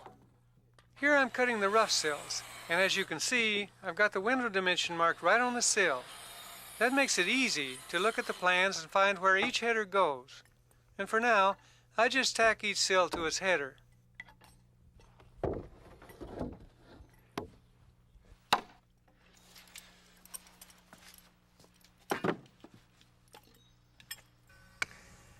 Didn't take Joe and I long to cut our cripples, and over here we have our headers. We knew how many we needed because we made ourselves up a cutting list. Most of the information on this list, it came straight off these blueprints. For example, here we have a 6040 window that takes a 4x6 header.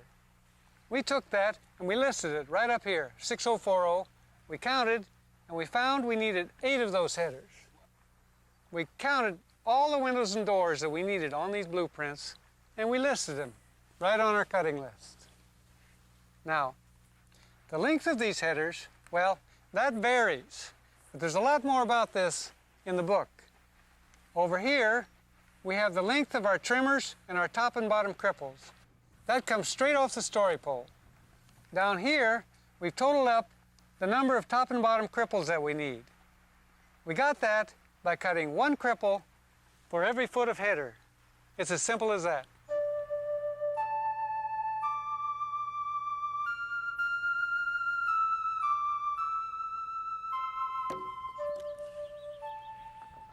The next thing we do is scatter all our headers. Scattering headers on the plates means that we match the size written on the plans with the size written on the headers and place each one in its approximate location on the plates.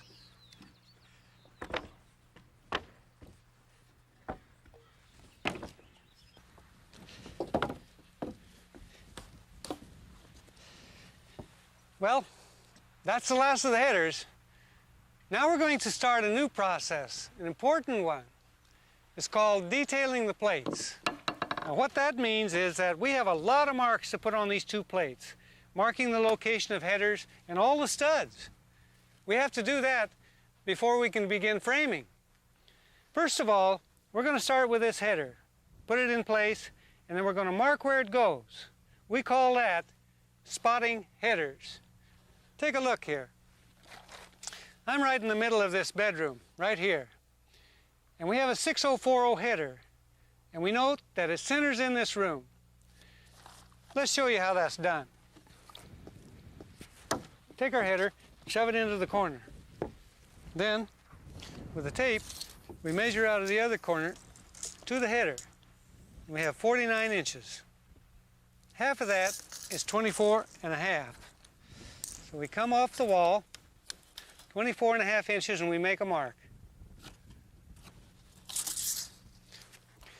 Pick up our header, set it right on that mark, mark it like this. Then we come down, put a mark there and a mark there. King stud goes there, king stud there. This is open. Marking this end is just a little bit different because it's plated differently. So we'll put our mark like that, and then all the way down those two plates. Our X goes here for our king stud, and a line goes out here to show the opening. That's it. Well, that header's spotted right in the center of the wall, but not all headers center. Let's take a look here on the blueprints. Here's another window header right in this bedroom. Now the plans show us that we spot this header 3'6" from the center of this wall to the center of this window. We'll use a measuring tape and spot that window accurately. Now let's take a look down here at a door header. Here's one in the bathroom. There's no measurement along here telling us where to spot that header. But you see this little stub wall? That means that this header spots one stud out of the corner. We do that by eyeball. Just like that. Well, you can use the eyeball method on some headers, but others you have to measure. Like this one, Joe is centering for a closet. I'm going to center this thing just by looking. Now this is another closet, but it's one stud out from each corner, and Joe just eyeballs the location. Here we are in the garage, and the garage door is big. The code requires a big header. The layout for it, it's the same as for any other header. A line indicating the edge of the header, and then an X on each side for the king studs. Okay. Now this garage header is an exception. There are no top cripples above, and in fact, since we need enough headroom for cars, we eliminate the top plate, and we note this on the header. With the headers detailed on the plates, well, the next thing is to mark wall intersections. This is where the channel studs will be.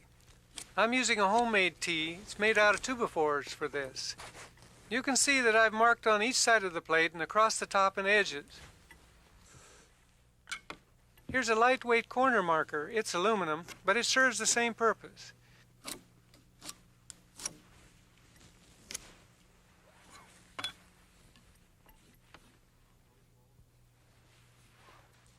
We can also use the same device to lay out our 2x6 wall.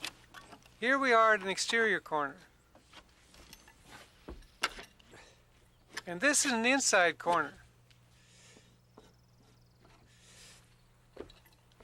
The main thing to remember here is to make sure to mark all around. And then indicate where the partition wall will be. When you've got the plates lying flat because of plumbing, just mark one plate, extend all the lines, and then transfer the lines to the other plate.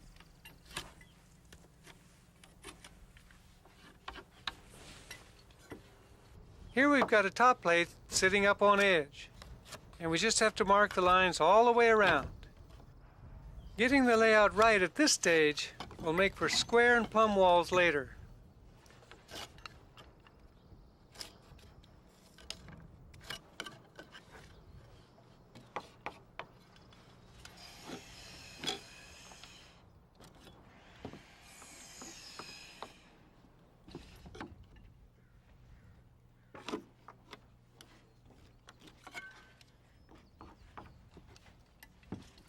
We've got all the corners and channels marked, and now Joe's laying out where extra studs and blocks are needed.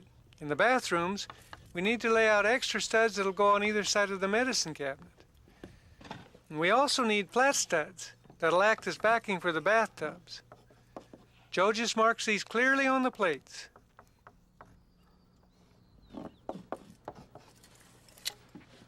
In the same area, we need to place a stud on each side of the water pipes for the tub. This will leave room for the plumber. The book has a lot more about this.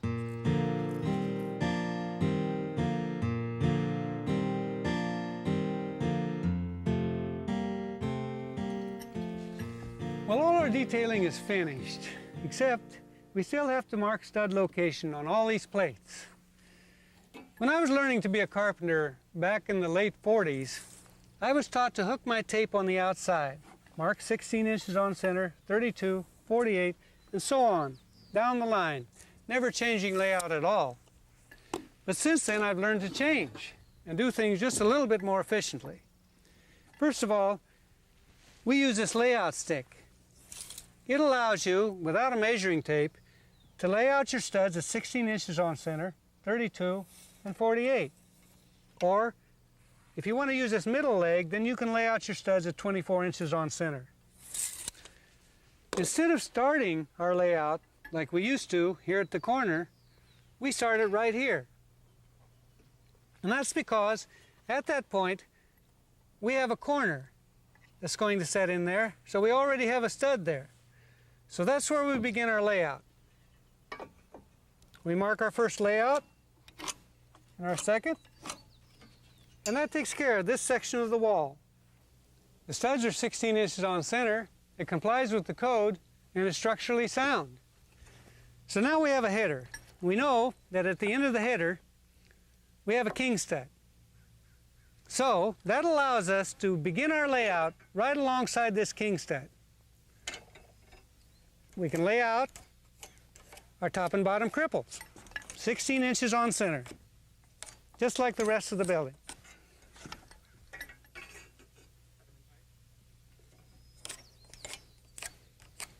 Here we are at the end of the header again, another king stud. So we can change layout again. Beginning right there, we take off 16 inches on center.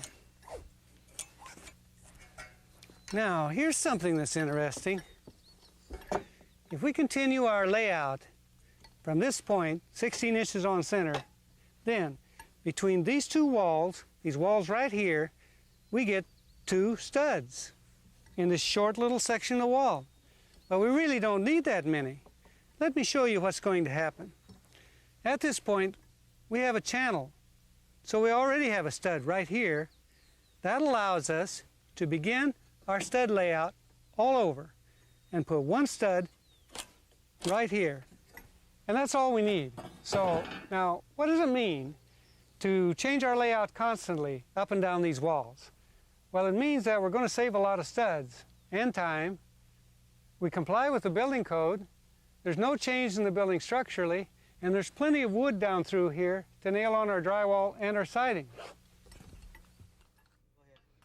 Here, Joe's laying out a section of exterior wall that has no doors or windows in it, no headers to mark, so the work goes real quickly. But here, there's a header in the way where a window's going to be, so the layout slows down a little. He has to mark the location of both the top and bottom cripples. Joe first extends his line down on the header, then marks the plates by eye.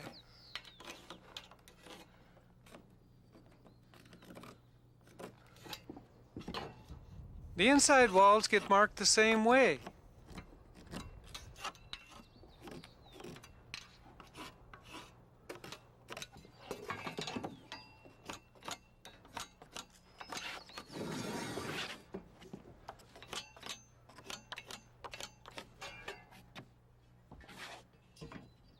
Here, he's using the long prongs so he can mark across the two flat plates at once.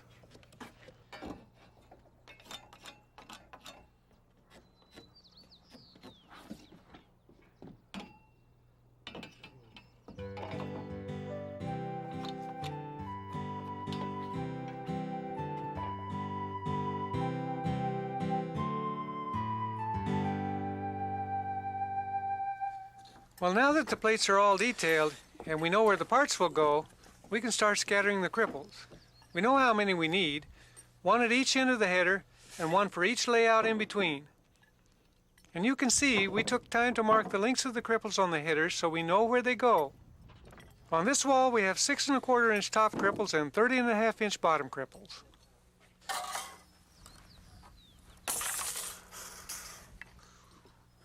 With the cripples in place, we can scatter our king studs, not haphazardly, but one at each end of every window header.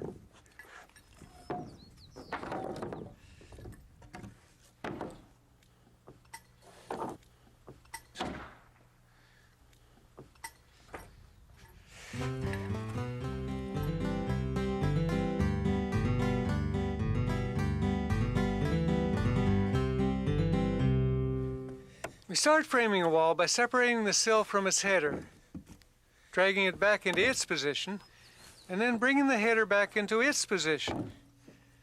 The next thing is to toenail the cripples to the header, following the layout lines.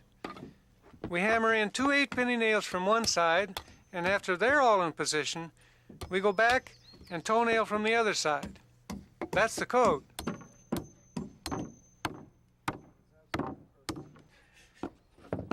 Then we flop the header unit on its side and position and nail off the bottom cripples. 2 16 pennies through the sill into each cripple. That'll do it.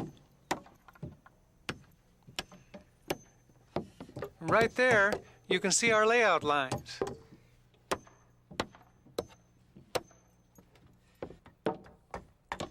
Next, the king studs get nailed on both sides, and this holds the whole window frame together. Make sure to flush the king stud with the end of the bottom cripple. Nail a couple of 16s into the end of the rough sill, and at the top, flush it up. 3 or 4 16s through the king stud into the header. That'll hold it just fine. The nice thing about building this way is that if all the pieces have been cut to the proper length, then the rough opening should be just right. Here's another look at how I do it. First, I separate the sill from the header and position them both. I know roughly where these go because the king studs are on either side, and I can spot where the top end is. Next, I position the bottom cripples. Then I nail them off.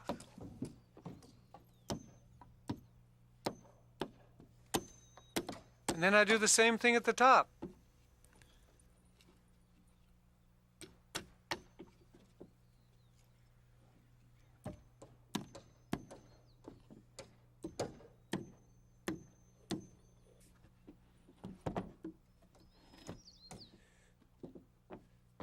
Finally, I nail everything together with the king studs. Again, make sure all those ends are flush.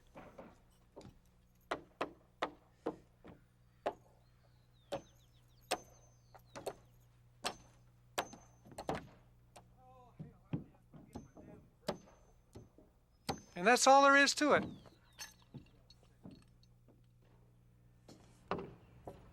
We work our way around the building nailing all these units together.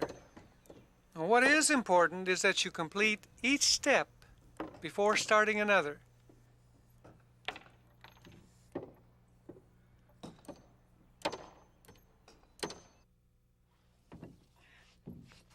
With all the window frames nailed together, we can start building walls. We scatter all our studs, and with these in place, we pull loose the top plate, walk it back, and begin nailing. Here we're nailing to one of the window frames, following our layout on the plate. Joe and I find it more efficient to start at one end and just keep working down the line, bringing up pieces of top plate as we need to. And you'll notice this wall is raised up off the floor a bit. That's because it's sitting on other walls. Now it's true, we're pretty fast at hand driving these 16-penny sinkers. But if you have a nail gun, you might want to use it.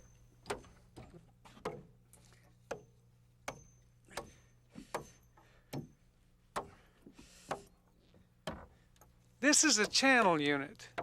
Another wall will intersect at this point. It's nailed together with 16-penny nails along the side and through the plates. Once the top plate is nailed on, we nail off the bottom. Now the double plate goes on. Joe holds this end 5.5 inches back for the lap. And I cut the other end just to one side of an interior wall channel. Now the idea is to nail off the double plate along the entire length of the wall, leaving gaps only where the double plate of intersecting walls will lap over. You can see that pretty clearly here. Long, heavy walls are usually broken into sections. Joe's just nailing up to a place where we're going to break this wall. The double plate has to lap at least 4 feet at any break in the top plate. On the other side of the break now, Joe starts the nails. We'll finish them off after the walls are raised. Walls need to be braced. The code requires a brace in each corner and one every 25 feet. You could use plywood sheeting. Here we're using 1x6. We just position it diagonally across at least 4 studs, letting the ends run long. This 1x6 is flush with the wall face. No marks needed. Just cut along each side of the brace with your saw set to the right depth and work your way down.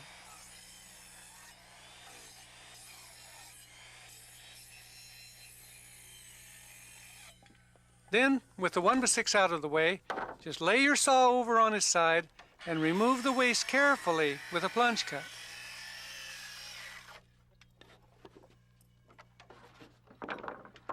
Well, here's how the brace fits. I put it in position, then nail off the bottom end and the first stud with 8-penny nails. And then just start nails over the remaining studs and the top plates. They'll get nailed off after the walls are plumbed. And finally, I mark the trimmers to length and cut them accurately.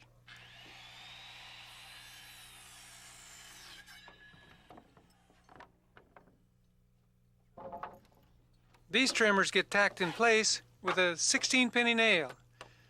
They'll be adjusted later on when we get the windows set.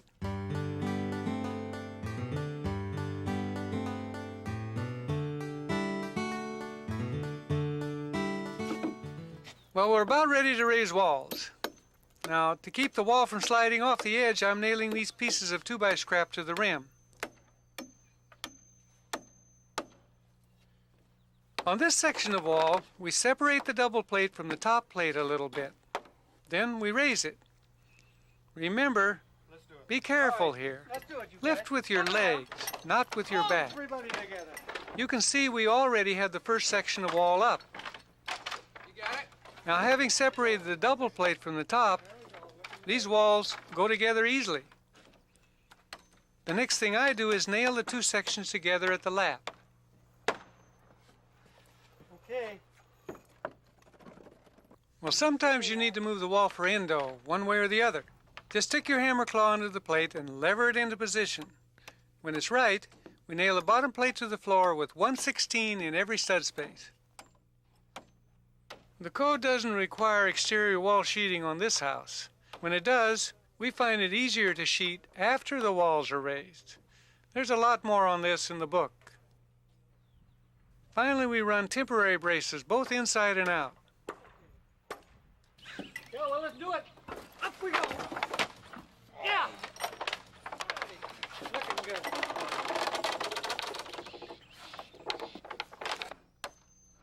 Temporary bracing on every wall is important. Nail enough braces on them so they won't fall over on you. All right, Joe, let's move it. You need more? Yeah, I think we're close. Hold on, let me check. No, it's a hair too much. Back off, Scoosh. You got it? I'll hold it for you. Give me a little bit. It's a, whoop. Okay. We always need to keep our plates right on that inside chalk line. Sometimes you need a toenail to move it over.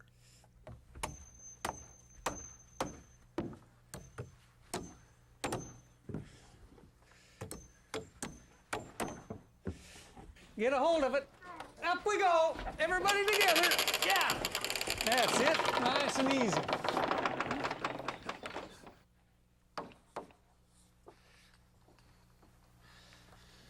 Actually, we didn't have much trouble with this long, heavy wall. It really helps to have some strong people. A couple other things that we did that made it easy. When we nailed this brace on, we left this through wall leaning out a bit, here 3-4 inches. That way, when we raised this butt wall, they didn't bind together. Sometimes, too, you have to cut back a 4-foot section of this double plate. We got it tacked on right here. Later on, we'll nail it up on top. It laps over this through wall, and the two tie together right there at the corner. Now, if we hadn't cut this double plate back, we'd have had a problem raising this wall. Let me show you on this model wall down here. Here's the way a double plate goes. It laps over 5.5 inches on this 2x6 wall so it can tie in. Now you'll see when I raise this wall that I don't go very far before I hit this cripple. It's all bound up. If it's a short wall, then you can rack it like this and you can get by. But this wall we just raised was a butt wall running from through wall to through wall. So we couldn't do that. That's why we had to cut out a section of this double plate and then erase easy. It's time now to nail this corner together. What we want is this top plate of the butt wall to join tightly with the top plate of this through wall. Well, that's going to be pretty easy because when we nailed in this stud, we held it back from the top plate about 1/4 inch right here. This allows these two plates to join tightly together.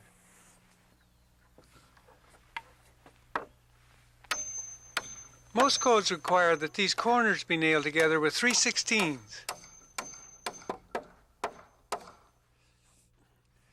As we continue framing, we have to tear off these temporary braces. We knock it loose at that lower end, and then you can use your hammer as a fulcrum. It'll pop right off of there like that. We've got most of the exterior walls up, and we're building the interior ones. We frame and brace them in the same way as the exterior walls. When you're nailing channels together, sometimes that backing stud drops down into the pocket. Just pick it up with a 16, then nail it off with 3/16 on each side. Here I'm cutting blocking for the medicine cabinet. I push the board up against the stud and I cut it by eye.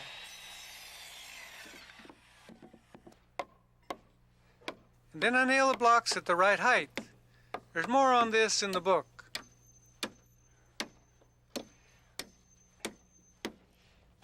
The inside walls need double plate just like the outside ones, and you can see I'm holding this piece to one side of the channel.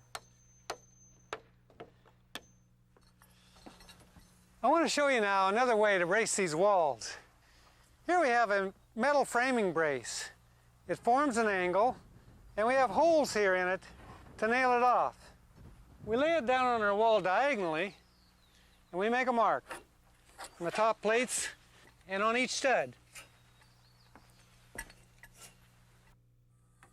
Then it's simply a matter of making a saw kerf along the line, the depth of the brace, snaking the brace into that kerf, nailing it permanently at the bottom and holding it temporarily here at the top with a bent nail. These metal braces are a good alternative. Way back. We build as many walls as we can at one time and then we raise them. Walls are always built and raised in a certain order. I'd like to be able to tell you what that order is, but each house is different. In general, we try to raise the long walls first, but in reality, it's one of those things you have to learn by doing. Let's go gently with this thing now. Let's pull it, again, we pull it back away, just lift it. There we go. We got some backing off to you, okay? Picking it up and backing it off. Now it's just a matter of fitting them all together. That's got her. Signed, sealed, and delivered. We gotta slide this one in a ways, huh?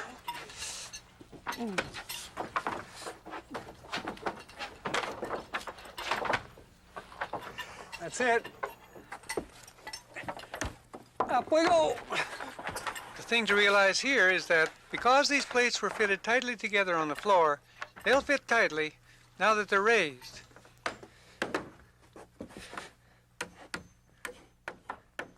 We make sure each plate is on its chalk line, and then we nail it to the floor. Well, let's raise it. We can't forget to raise the garage walls. Yeah. Raise these walls right up on the bolts. Okay, I'll have to lift her over. You got the wall? Yeah, I got it. Alrighty. Here we go. Then with a short piece of 2x, it's easy to shift them into place.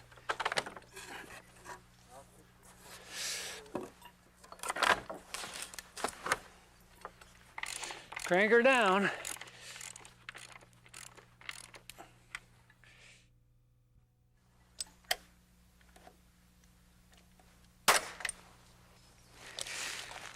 We're here working on this slab. Now, all of the bottom plates down here of every interior wall has to be fastened to the concrete. On the outside, it wasn't any problem. We have bolts there coming up through the foundation. Here on these interior walls, we can fasten them down with this gun. It's a powder actuated tool. It has a clip, and these blank shells fire a pin. Here's a pin. It's basically just a hardened nail with a washer on it. We load that gun by pulling the barrel forward, just like that, shoving it back. Then this pin goes in the end of the barrel, and it's ready to fire. It's important to remember that this is a firearm, and it needs to be treated with respect. Matter of fact, if you're working on a construction site, you need to have a license to operate this tool. So be careful of it. Protect others. And look out for yourself too. Wear protective lenses and put these on your ears.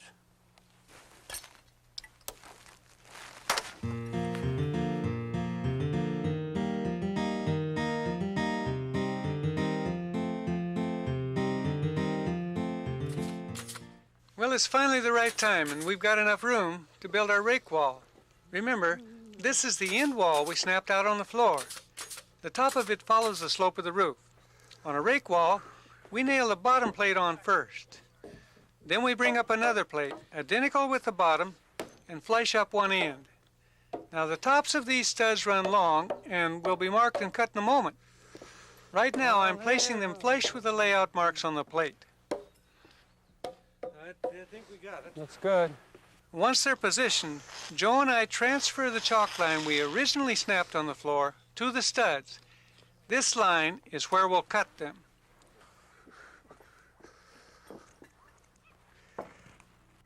Then with our saw set at 18.5 degrees, we cut one end of the top plate to the angle of the roof slope. We butt that in to the through wall and lay the plate right on that chalk line. We mark a square cut on the other end, then place and cut the shorter rake plate. At the ridge, we leave a gap between the plates for a beam. Now, since the top ends of the studs are in their correct position, I can sight down and run a layout on this plate.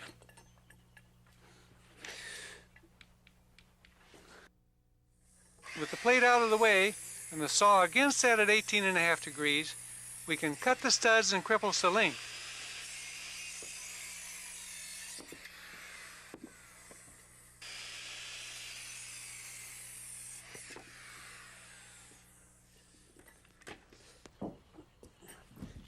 Then the plate gets nailed on.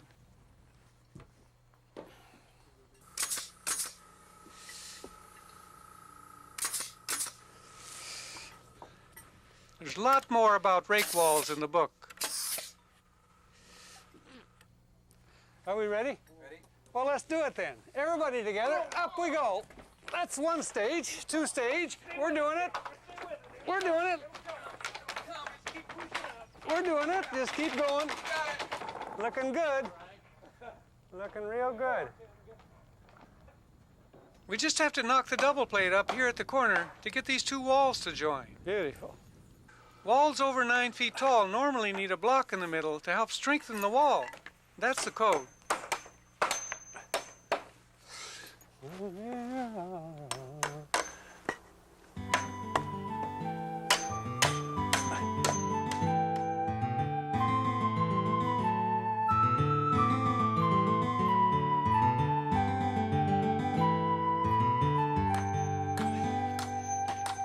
Well, we're now nailing off where our double plates lap at the corners and channels. We want to draw these walls up tight to one another, right on layout. Sometimes that means using toenails to bring them together, and then a couple of 16s through the lap.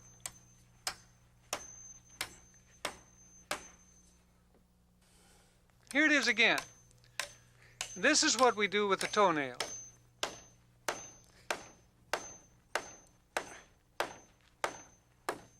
Here you can see that we're nailing it right on the layout marks. This is a corner, and again, we want it to be drawn tight, flush with the outside.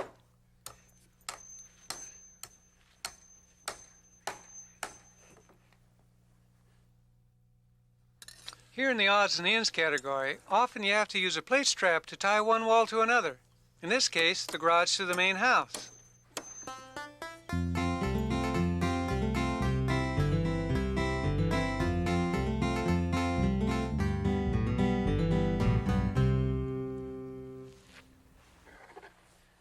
We're ready to plumb our building. Plumb means that we want to make these walls straight up and down. Now you can use a 6 or an 8-foot level to do that, but a lot of carpenters like to use this 2-foot level. We attach it to a stud at the bottom here, and at the top we put on a 1x extension. That allows us to reach this top plate. Now the most important thing about this plumb stick is to make sure that it's accurate. There's a way to do that. Take it and place it flat against the wall, like this. Put that bubble right in the center. Make a mark here at the top and one at the bottom. And turn that stud all the way over. Put it right on those marks. And check your plumb stick. This one's right on.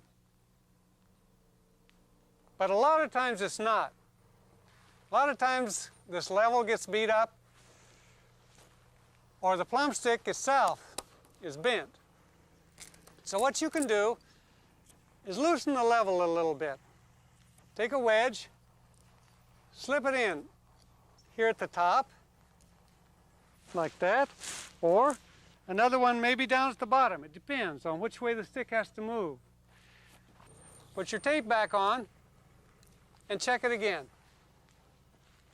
It may take 2 or 3 times to get this plumb stick accurate, but the important thing to know is that even though you have a bad level and a bowed stud, you can get it accurate.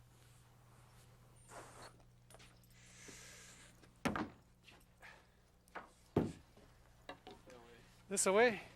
Starting here in the corner, Joe holds the plumb stick, and I use the stud as a brace, with the top end pointed the way the wall needs to move. Every wall needs to be plumbed. Most walls need to rack one way or the other. Then, when it's good, I nail it off. On this wall, I'm using a 1x6 push stick to rack the wall. The bottom end of it is cut at an angle so it can dig into the floor. I've got her. I'm going to nail her off. Once Joe tells me the wall is plumb, I can nail off the braces. This way. That away? Yeah. Okay. Hold it. Just a hair more. Hold it more. Okay. Got her? All right, coming in. A little or a lot? The next thing to do is eyeball our walls for straight, moving them in or out. Yeah, that's it. This wall has to come in. I've nailed a 1x6 to the floor and the top plate, and I'm using a short stud as a levering device to bring the wall in. Out here in the garage, the walls have to be straightened, but there's no wood floor to nail into. So I extend a 2x out from the wall plate that I can nail my brace to. Push the wall out a little bit. Got her. It's also important that the header over the garage door is straight. So while Joe sights, I run 2x to the opposite wall plate and again use a levering device. When everything is good, we let in a 2x4 brace to keep the garage corner square and the header straight.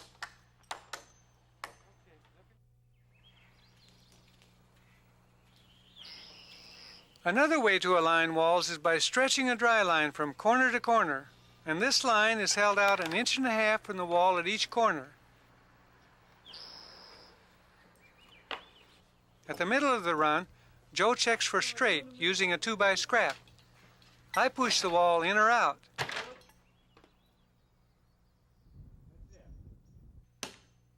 When it's good, we nail the brace.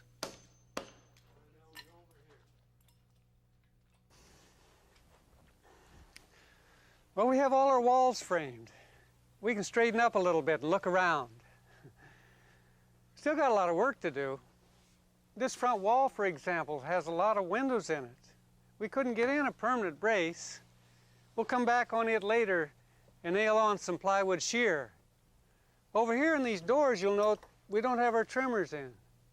We like to wait on door trimmers. When we set our door jambs, then we'll get good straight stock.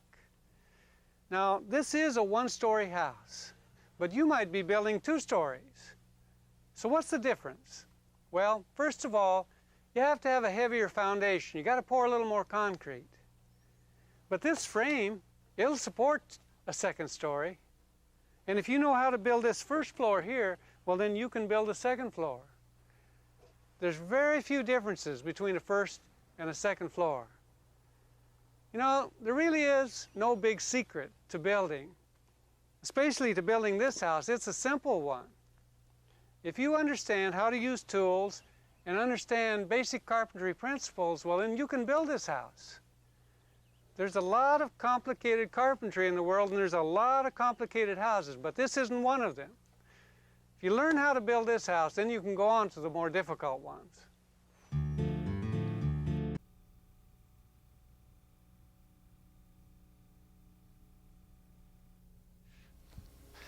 Hi, I'm Larry Haun.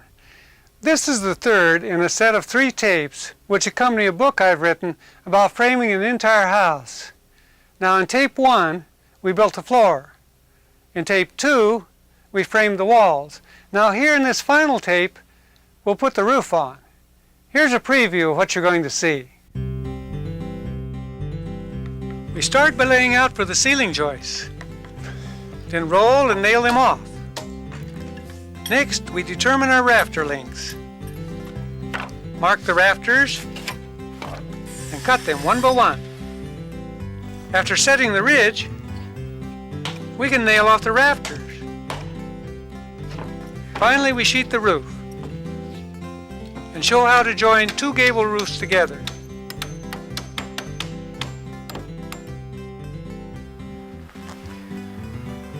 One of the things that most of us want is a roof over our heads. Well, we're about ready to build a roof on this house. But before we do that, we want to show you what that roof's going to look like. Here we have a model of just a simple gable roof. The main parts of it are this common rafter here. Then we have a ridge that runs the full length of the building. Here we have some ceiling joists. These ceiling joists and the rafters run 16 inches on center. In between, we've run some blocks. Now let's take a look at this common rafter in a little more detail. We've had to make a couple of cuts on it. Here at the top we have a ridge cut. That allows this common rafter to fit right snug against that ridge. Down at the bottom now we have a seat cut. We cut this notch out so this common rafter could fit right down on that plate. Now the pitch of this roof is 4 and 12. Well, what does that mean? It means that For every 12 inches that this rafter runs in on the level, it rises 4 inches. It's as simple as that. So how did we know how long to cut this rafter? Well, one way to do that is this. You measure the span. The span of a building is from the outside to the outside. Here we have 5 feet. Once we know that, we can use a book of rafter tables. We open it to the pitch, 4 and 12, and then we go over to the common rafter column, down to 5 feet, and we see that the length of this rafter is 2 feet, 7 5/8 inches. Now, that's the distance from the center of the ridge down this common rafter to the outside of the building. Of course, it doesn't include this rafter tail. Now back up here at the ridge. This common rafter doesn't run to the center of the ridge. So we had to shorten the length of all these common rafters 3/4 of an inch. That's half the thickness of this ridge. Back on these joists, you'll notice how we clipped this joist so it wouldn't stick up above this rafter. Now these joists are really important. They get nailed into this rafter, and actually the rafter and the joist form a truss that helps hold this entire building together. Now on this end joist, you'll notice that we didn't set it on edge, rather we laid it flat. That way we have backing on the underneath side for drywall.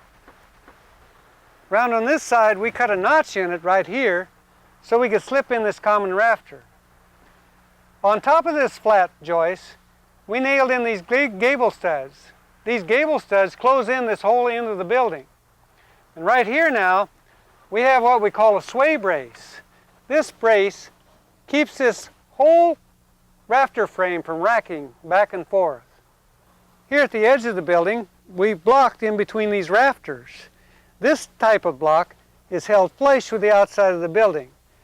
We had to rip it down a bit so it wouldn't stick up above the surface of that rafter.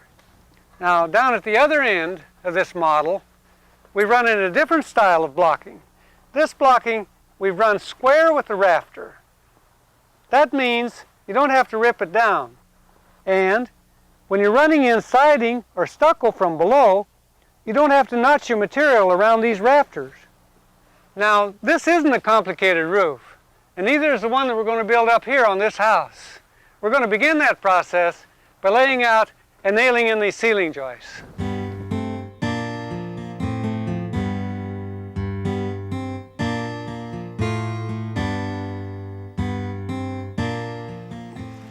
Now I need to be really careful when I'm up here walking the plates. I wear a good sole shoe and my motions are slow and deliberate. Laying out for these ceiling joists, it's easy. Hook a long tape at one end of the building, draw it out, marking every 16 inches.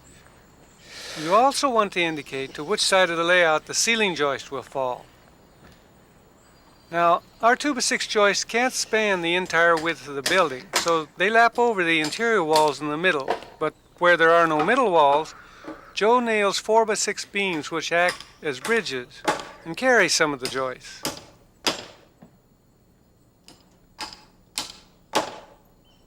I want to make sure I mark this plate every 16 inches just like the other one, but the joist on this side will nail to the opposite side of the layout line, so I make sure to indicate the correct side with my keel.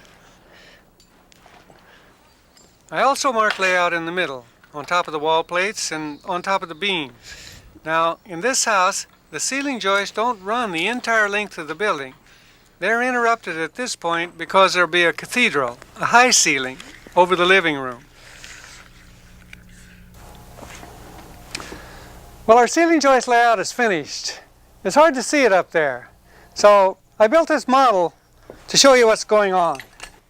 We're using 2x6 joists, and they run in pretty much like the joists that we ran here on this first floor. Here, these 2x6s represent our exterior walls. Our ceiling joists come off of those walls, and they land on this interior wall and they lap right here.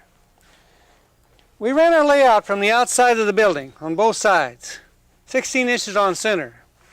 Now here on this wall, our joist will fall in front of that layout. On this wall, it falls to the back of the layout. On the center partition, we have a joist on each side of that line. They're going to lap in the middle, and they're going to look just like that.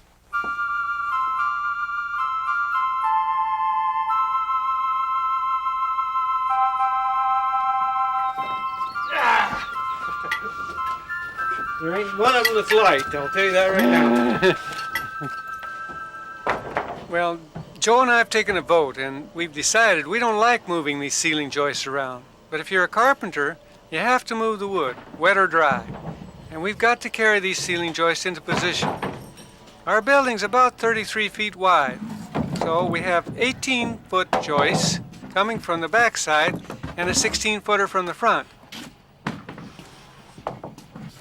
And here, over the kitchen, just requires one length, since the adjoining living room has a high ceiling. Here on the top, we're starting to nail the joists in place. The first one goes down flat for drywall backing.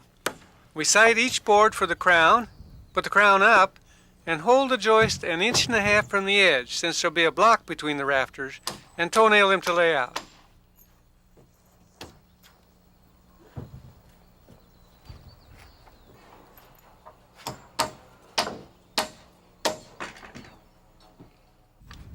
Here I'm marking and cutting pressure blocks, which help support ceiling joists where they butt up against the beams. Joe is taking these blocks to the middle of our building. Here's how they work. A ceiling joist nails in, then a pressure block with 3 16-penny nails. You could use joist hangers here. There's a lot more about that in the book.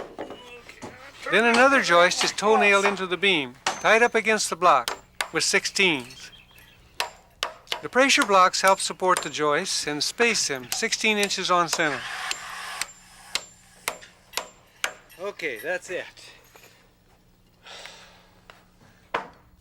Now whenever there's an interior wall parallel to the way the joists are running, I nail a joist flat on top of the wall, leaving 1 inch hangover on each side for drywall backing.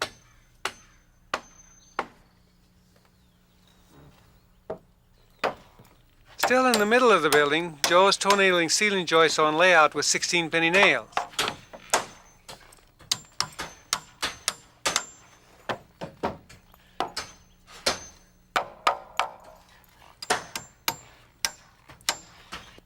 Then he returns, toe-nailing the other joist to the wall, and ties the two joists together at the lap with 2 16-penny nails. That's the code.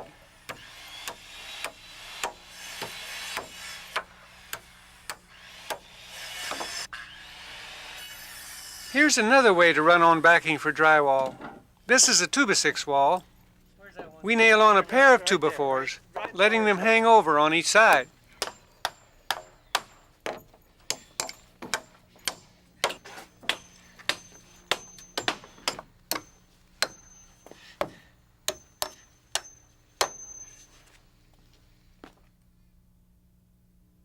It's often necessary to interrupt a run of ceiling joist in order to box out a hole for an attic access or for a stairwell. In this case, we have an attic access hole up through a closet. We ran headers across 2 interior walls for support. Now if your hole was larger, you'd want to double the headers and the side joists. And speaking of larger holes, this is a big one. It's over the kitchen, and we're framing a spatial light well for a large lighting fixture that will be above the countertop below. I'm nailing together beams made out of pairs of 2x6s, which fit into these joist hangers. These hang off double-up ceiling joists that Joe has already positioned. Yeah. Then we fill in each side of the hole with short joists. At the far left, I'm nailing against pressure blocks which are nailed to a 4x12 beam. To the far right, the end of Joe's short joist right on top of the wall plate.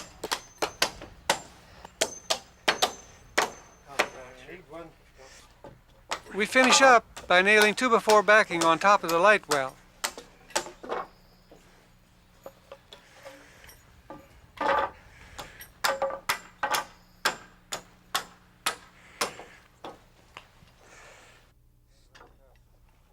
Now, Joe and I have a lot of experience walking up here, but for safety's sake, we like to use a catwalk. This is 1x6, leftover bracing stock. Once it's positioned mid-span on the joist, we run a layout on it to keep our joist straight.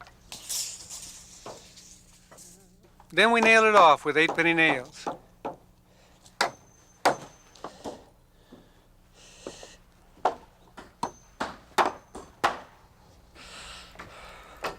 Now everywhere a joist crosses an interior wall, we toe nail on each side.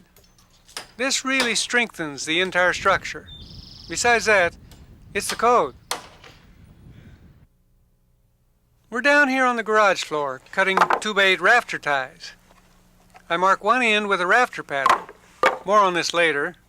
Extend the line, then clip it so it won't stick up above the 2x6 rafters. Now it's just a matter of setting them up on the plates.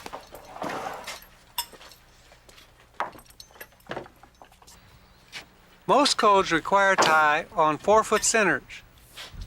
You want to be careful up here. You're working on a 2x4 wall. Pay attention to what you're doing.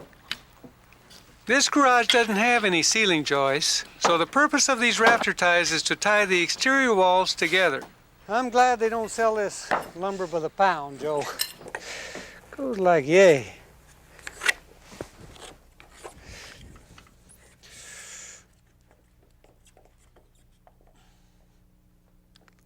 Now, letting the building itself be our guide, I mark and cut the rafter tie to length and clip it just like the other end. And drive a 16-penny toenail, one on each side. And by the way, just like all joists, we were careful to put the crown up on these boards.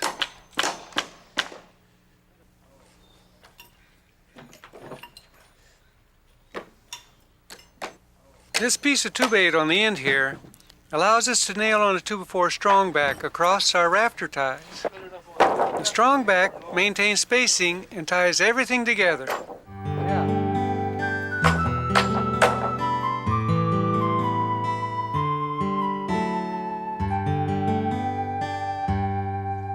This house has a cedar porch out front, and in order to put ceiling joists above the porch, Joe and I have to first put up posts and beams. They are supported at Joe's end with a trimmer. My end is mitered and toenailed to the top of the post. Under these long beams, we add posts in the center for support.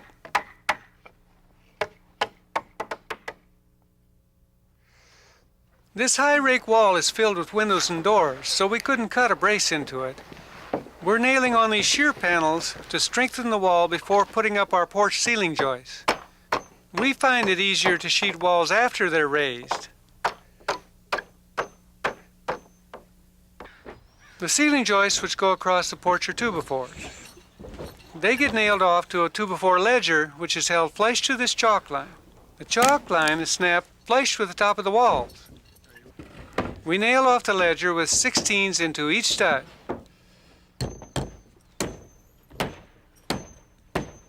Now, the span on this porch isn't very great, so 2x4 joists are adequate. We pre-cut these joists to length, and you can see that again, we use a pressure block between each joist.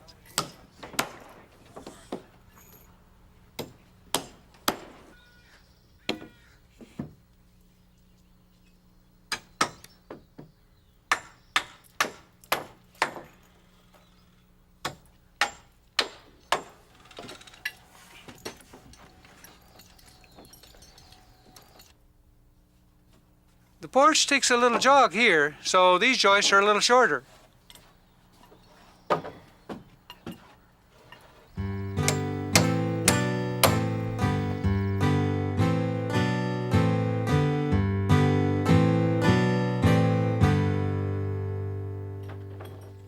Time to cut some rafters for this gable roof. We'll start out here in the garage. The first step is to measure its width, or span. Then I look up the correct length in my rafter book. These garage rafters are 16 inches on center, so for this garage, we need 32 boards racked up on the horses. Okay, we want to make sure all our crowns are up. Here's one that's down, so we're going to turn it over. Take a look again. Everything looks pretty good now. This one here, Joe. The next thing we do is to flash up the ridge end by holding a 2x4 tight against the end and moving each board up against it with our claws.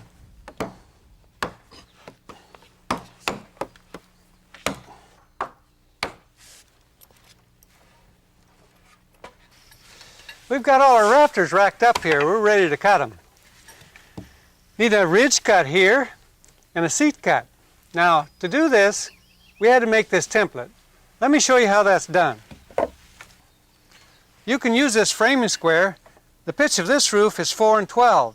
So we set it over here on 4 and 12 over here.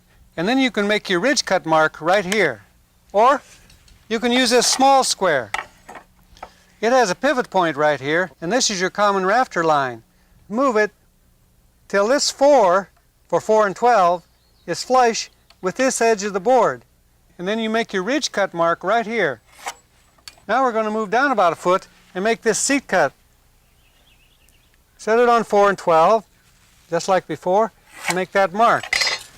Now we're going to leave about 4.5 inches height above plate.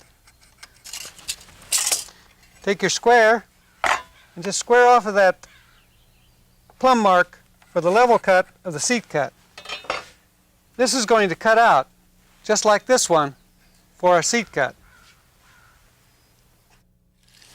With our tape hooked on the ridge end, we mark the length of our common rafters taken from the rafter book to the stock on both sides. The line we snap is where we'll make our seat cut. Back at the other end, we're using our rafter pattern to mark all our ridge cuts.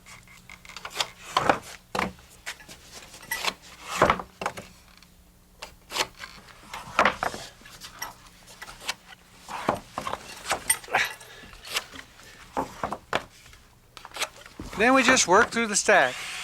It doesn't take long to make the cuts.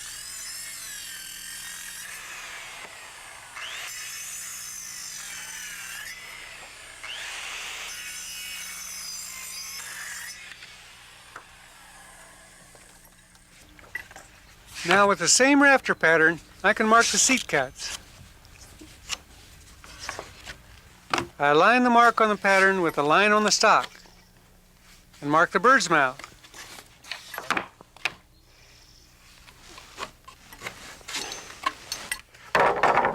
With the stock on its side and a couple of cuts, this rafter's ready.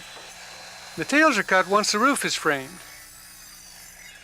We've marked and cut these rafters using basic tools, a template and a saw, but there are other ways to do it.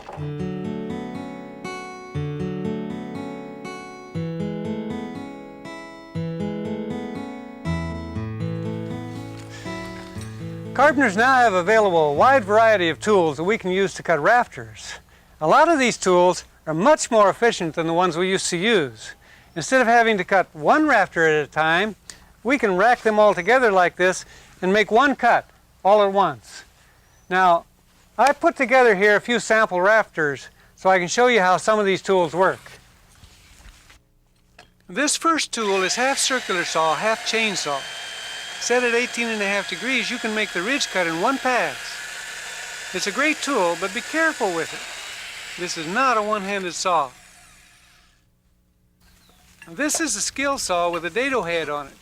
It's built for one purpose, to make seat cuts in one pass. Don't use it for anything else. The newer models of this saw come with a better guard.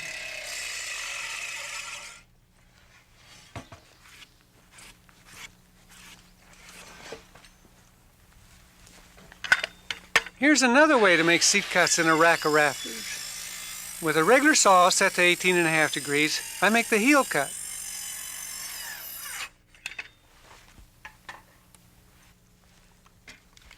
Then cutting from the other side and using a saw with a swing table, I cut the level part of the bird's mouth.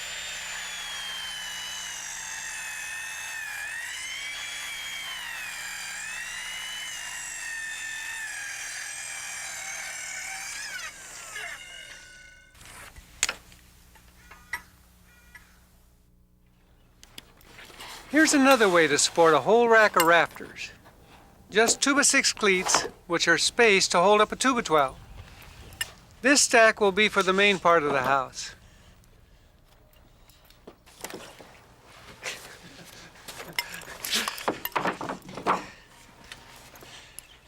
Now in this stack, we need to crown all the rafters down since we're gang cutting them. Here I'm fleshing them up to a straight edge, but they don't have to be perfect with this method because we snap a line back from the end for the ridge cuts. All right, let's get the length of our common rafters. 33.5 inch. That's the span. So here in the common rafter column, we got 17 feet 4 3/4.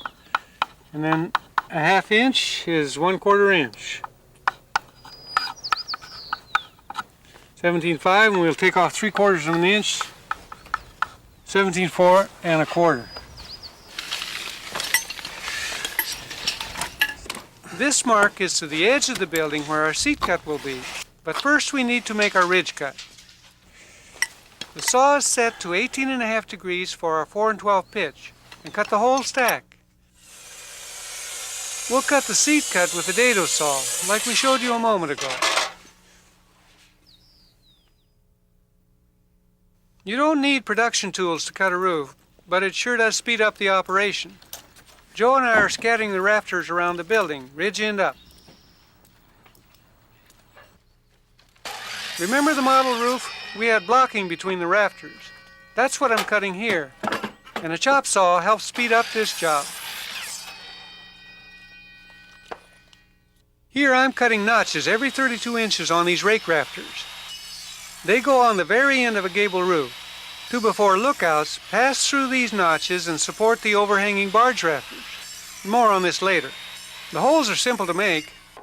First, kerf the outside edges, then plunge cut.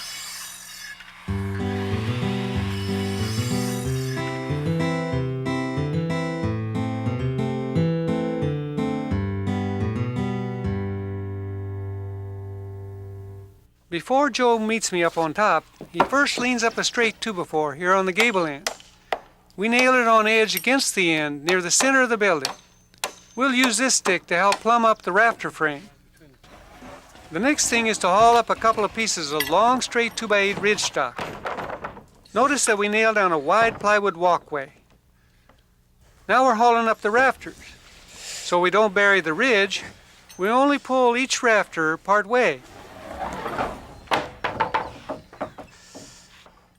Now it's important to watch your step. Make sure you have solid footing.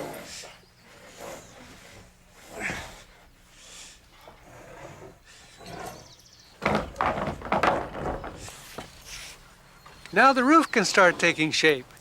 This is the rake rafter with the lookout notches cut in it. Joe toenails one end flush with the edge. Then I bring up the end of the second rake rafter, and Joe nails it off.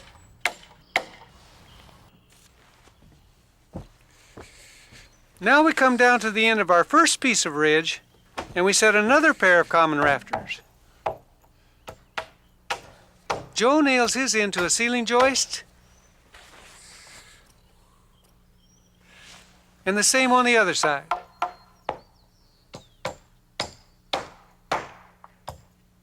Then we slip the ridge between the pairs. Up we go. Raise the ridge beam high. Now you'll notice that this rafter nails only halfway on the ridge. That leaves room for the next piece of ridge.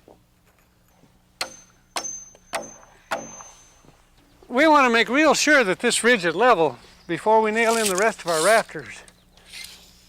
Here we got 62 1/4. We can make sure it's level by just hooking our tape on that joist, the bottom of the joist, and measuring up under this ridge. Here we got 62 3/4. Now that means this ridge on this end is a 1/2 inch high, so we got to drop it a little bit. We're going to do that by coming down here to the low end. We'll just mark a 2x4 right there underneath that ridge and make a cut.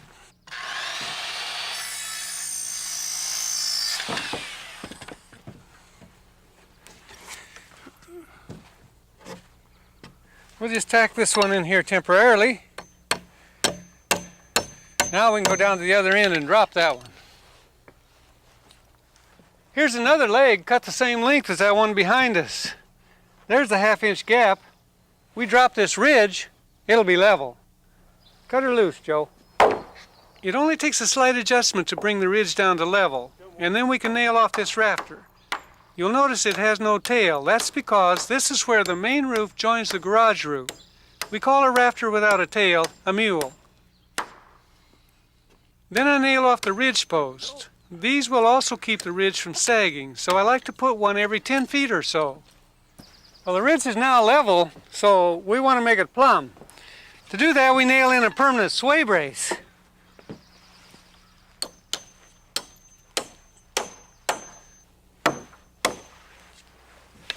Now, to make this ridge plumb, all we have to do is move the rafter over till it barely touches this long straight edge.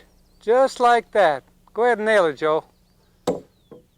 Now, you can see we placed this sway brace so it doesn't fall on a rafter layout. Perfect. That's it. Good. Here we go. Working efficiently means we set all of our ridge before going back and nailing off the remaining rafters.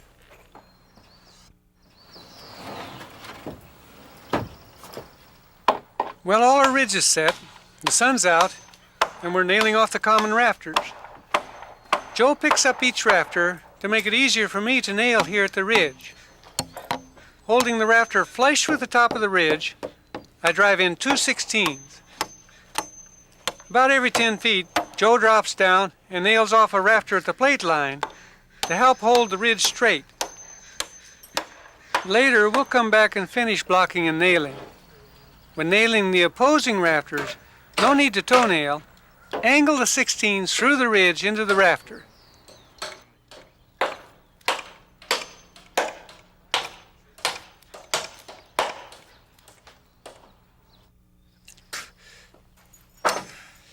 We're nailing off the rafters at the plate now, and here's how it goes. First, one of the blocks with the bevel on top is positioned. It's nailed off with 2/16. Then a toenail into the plate, and 3/16 into the joist where they lap.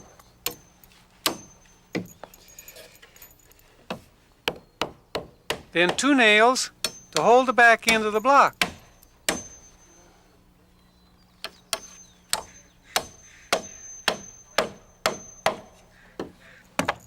Here it is again. The block is placed, snug up the rafter, toenail into the plate, nail off the block, and nail the lap.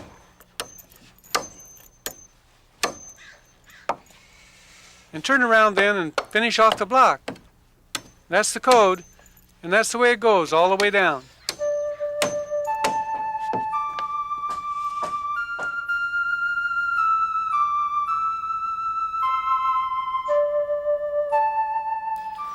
Well, the garage rafters get the same treatment.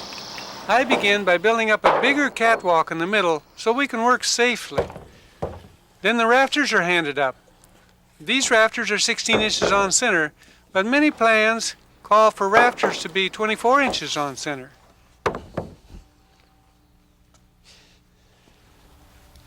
Now, just like any other roof, we set the ridge between 2 pairs of rafters. Measure for level, and adjust if necessary.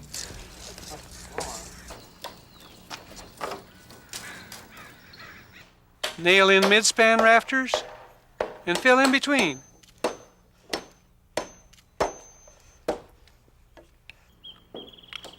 And finally, block a nail along the plate.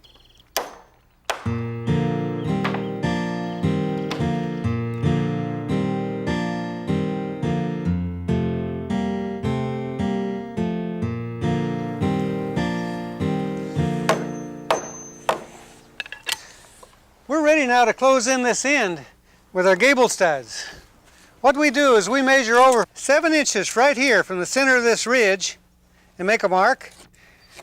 That'll leave 14 inches right here between these 2 gable studs so we can put in an end vent.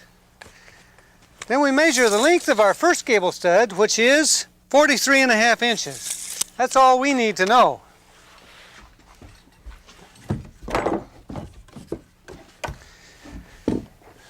We're ready to cut our gable studs now, and it's a real good time to use up some of this scrap lumber.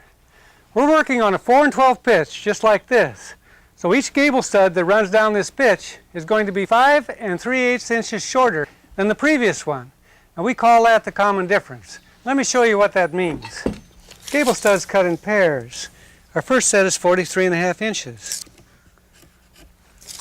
Now our next set, the common difference of these gable studs, is 5 3/8 of an inch. So we mark that.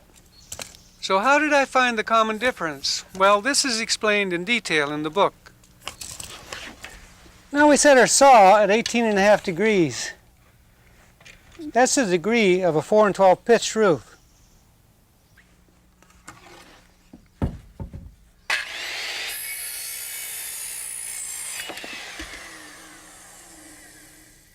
These gable studs are nailed 16 inches on center.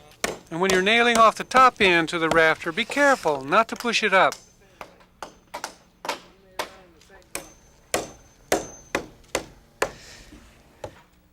Every gable end gets closed in with gable studs. Here I'm finishing up the north end of the house.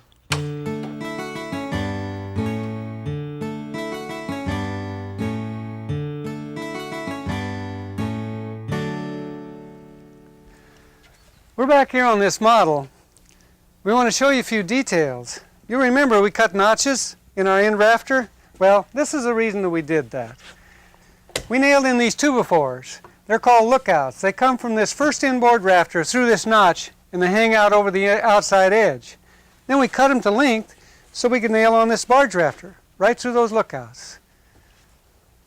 The barge rafter on this side, it'll nail into these lookouts just like that.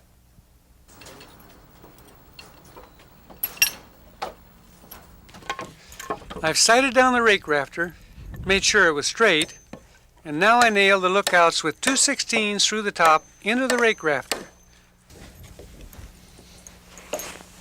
And 2/16 through the end of the inboard rafter.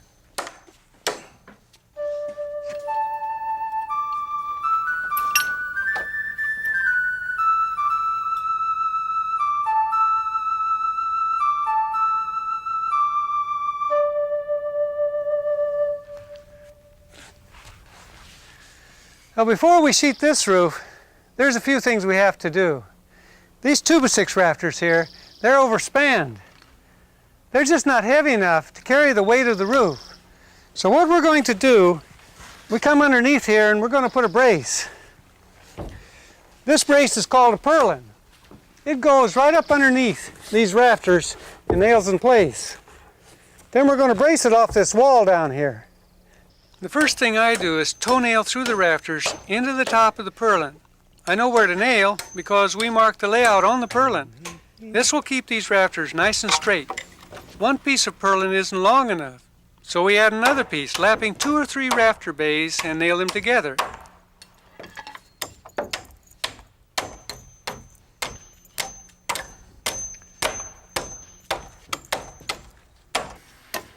At the gable end, Joe nails the purlin to a gable stud and further supports it with a 2x underneath. Then we support it with a notched 2x post at least every 8 feet. And this spacing depends on the amount of weight the roof will support. For more information now, check your local code. Finally, Joe toe nails the bottom of the post to a load-bearing wall. And we do the same on the other side.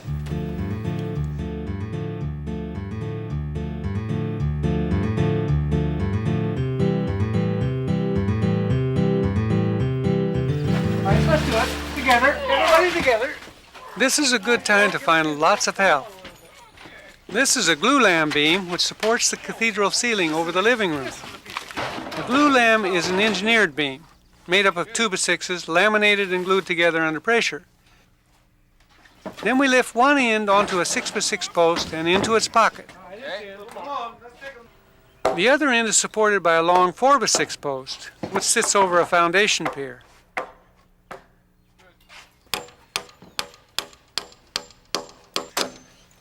Now you can see that the top of this beam sits right underneath the existing ridge board. The rafters from each side will rest on top.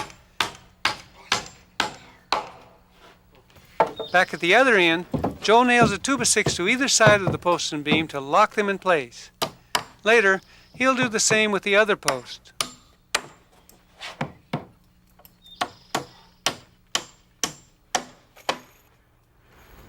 Now we're setting rafters over the kitchen area. You can see the rafters run long here at the top, no ridge cut. But at the bottom end there's a regular seat cut and it nails in like any common rafter.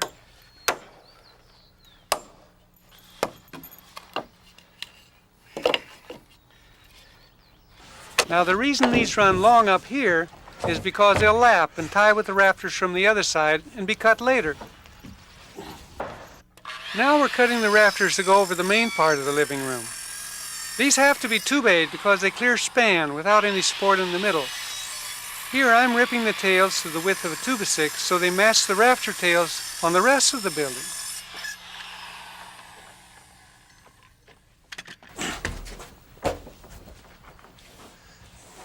One by one I push the rafters up to Joe. We cut a 2-inch deep seat cut here on top so these 2-bays will plane in with the 2x6s. Down here, they block and nail like a regular rafter.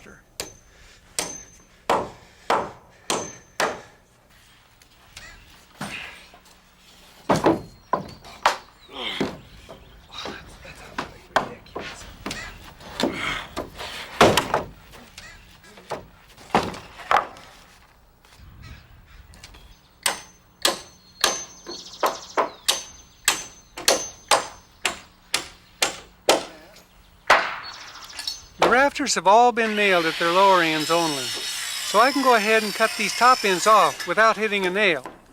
Now the idea here is not to make perfect cuts. We just want to saw these ends down below the level of the sheeting.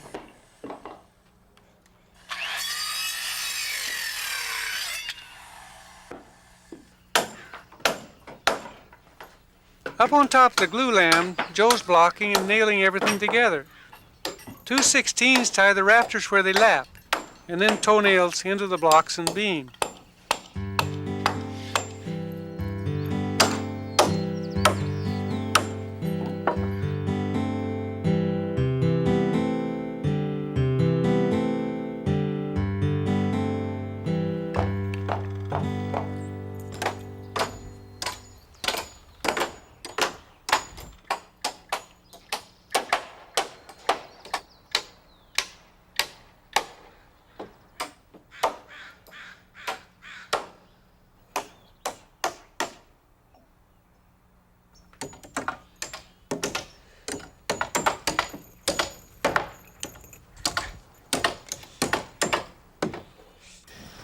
Now come get him right for endo.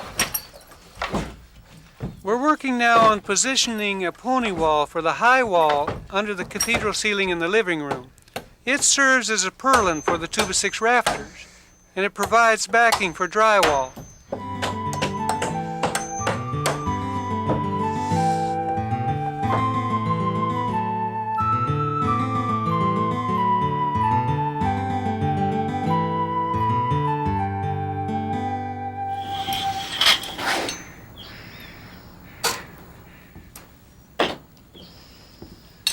We're done finally with a lot of that heavy work up on the roof.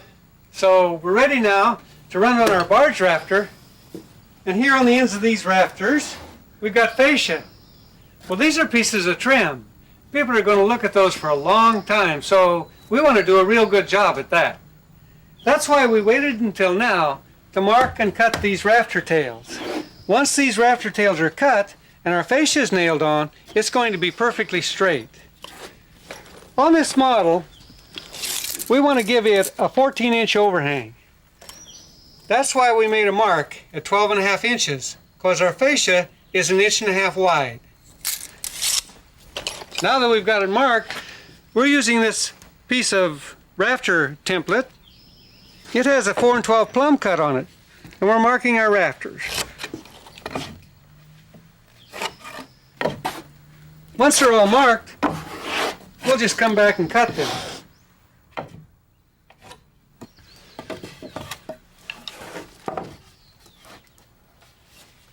You'll notice we cut a miter at the end of the barge rafter. This makes for a neat joint with the fascia, and we nail it together with galvanized finish nails.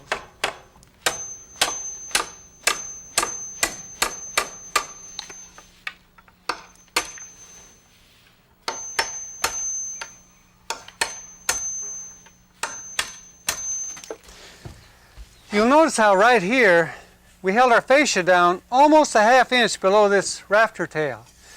That way the fascia planes in with the pitch of the roof. So when we put on our sheeting, you can see how everything comes together real nicely.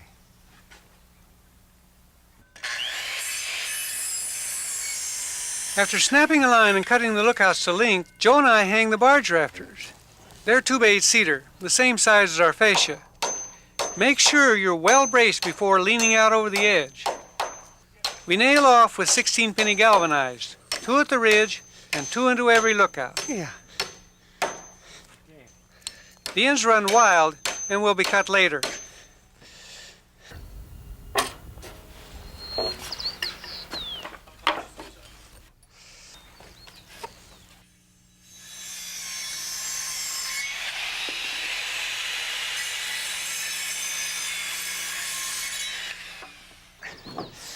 Next, the fascia. Fascia hides the ends of the rafters and gives a trim look to the house. Here's a mitered corner, and again we're using hot dip galvanized 16s. Eventually we'll nail off our fascia with 2 nails into each rafter. You can see here how we hold it down a ½ inch, just like on the model. On a long run of fascia, joints are mitered and nailed at a rafter tail. Even if the wood shrinks, the joints still look good.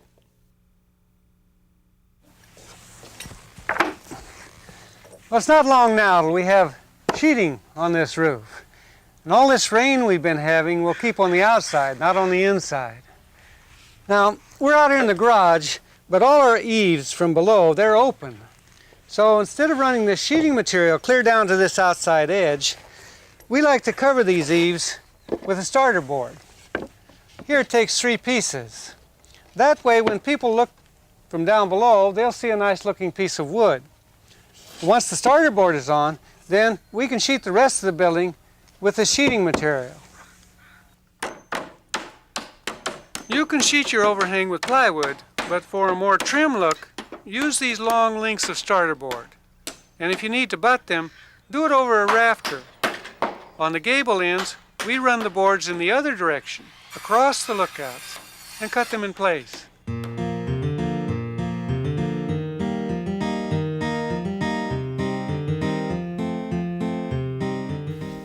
Finally, we can sheet the roof. The first thing we do is snap a control line at 48¼ inches above the starter board. These are sheets of ½ inch OSB, oriented strand board, and engineered wood. Plywood is also commonly used. We nail them down with 8-penny sinkers.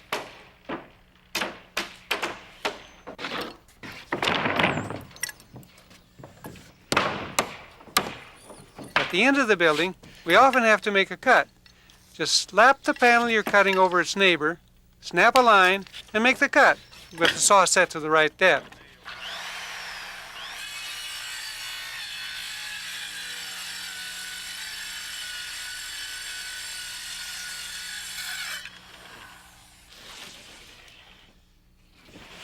We also snap a control line for the first course on the main roof. We work each panel to the line, lapping the end to the middle of the rafter. If it's off a bit, nudge the rafter over and nail it in place.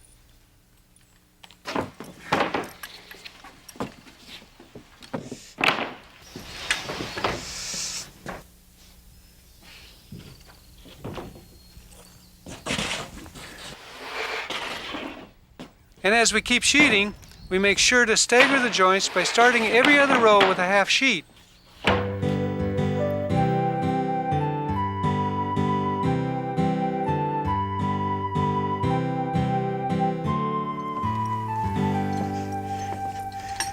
We've got enough of our roof sheeting down now, so we can tie these 2 roofs together. It's actually a very simple process. The first step is to extend this ridge here, the garage ridge, over to the main roof. When that ridge touches, then we can mark it for length right here. Then we have to get a level cut on it. That's simple. Mark it like that. That gives you the level cut. Once that ridge is cut, it's going to look like that. And then we'll have a valley, one that runs down each side.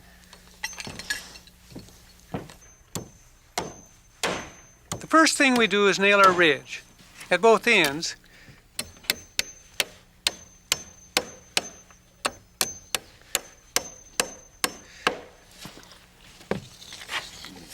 And then snap a line where the blind valley will be.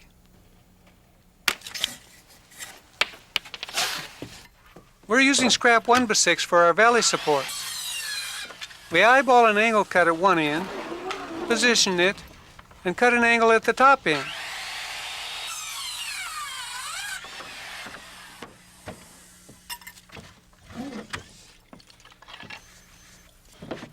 Now when we nail it down, you'll notice that we hold it back from the chalk line about 3/4 of an inch. That way the sheeting on top of the jack rafters will plane in with the rest of the roof.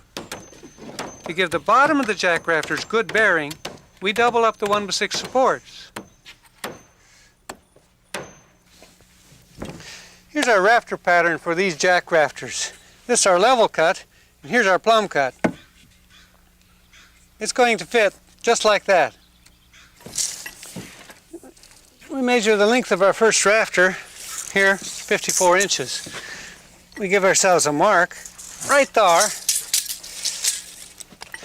We'll put a level cut on that, just like that. And a ridge cut or a plumb cut right up here at the top. Okay, this gets cut. So now we have to set this at 18.5 degrees. That's the pitch of the roof.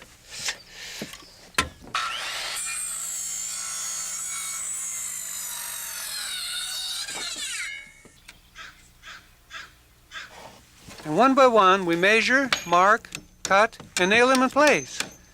A couple of 16s through the ridge into each one, and 2 16-penny toenails into the supports. This is one fairly easy way to tie the two gable roofs together.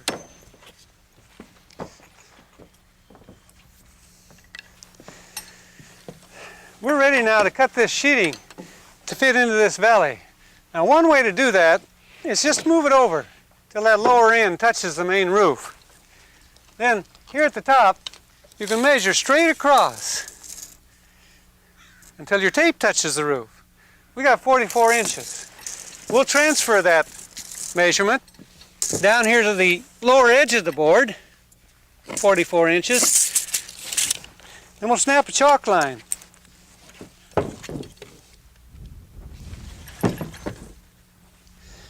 Once we cut that, it's going to fit right into the valley, and we can use this cut off end for a pattern to mark the rest of our boards.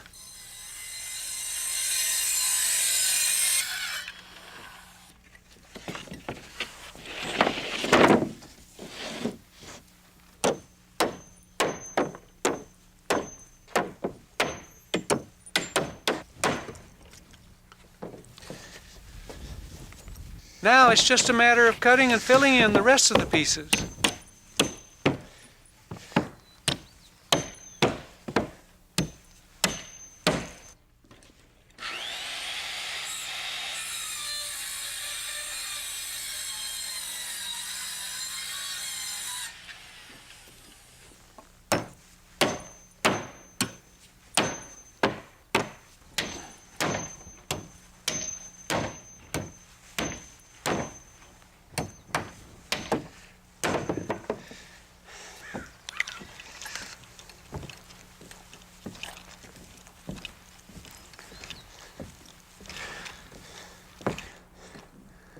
You know, it's a great feeling when the roof is finally sheeted. Our basic framing is finished, and it's not long now we'll have shinglers here. Now, Joe and I, we've been carpenters for a long time, but there was a time when we didn't know how to build. An entire project like this, framing a whole house, in a way it is pretty complicated. But it's true that complicated projects are made up of simple steps. And what we learned how to do, you can learn how to do.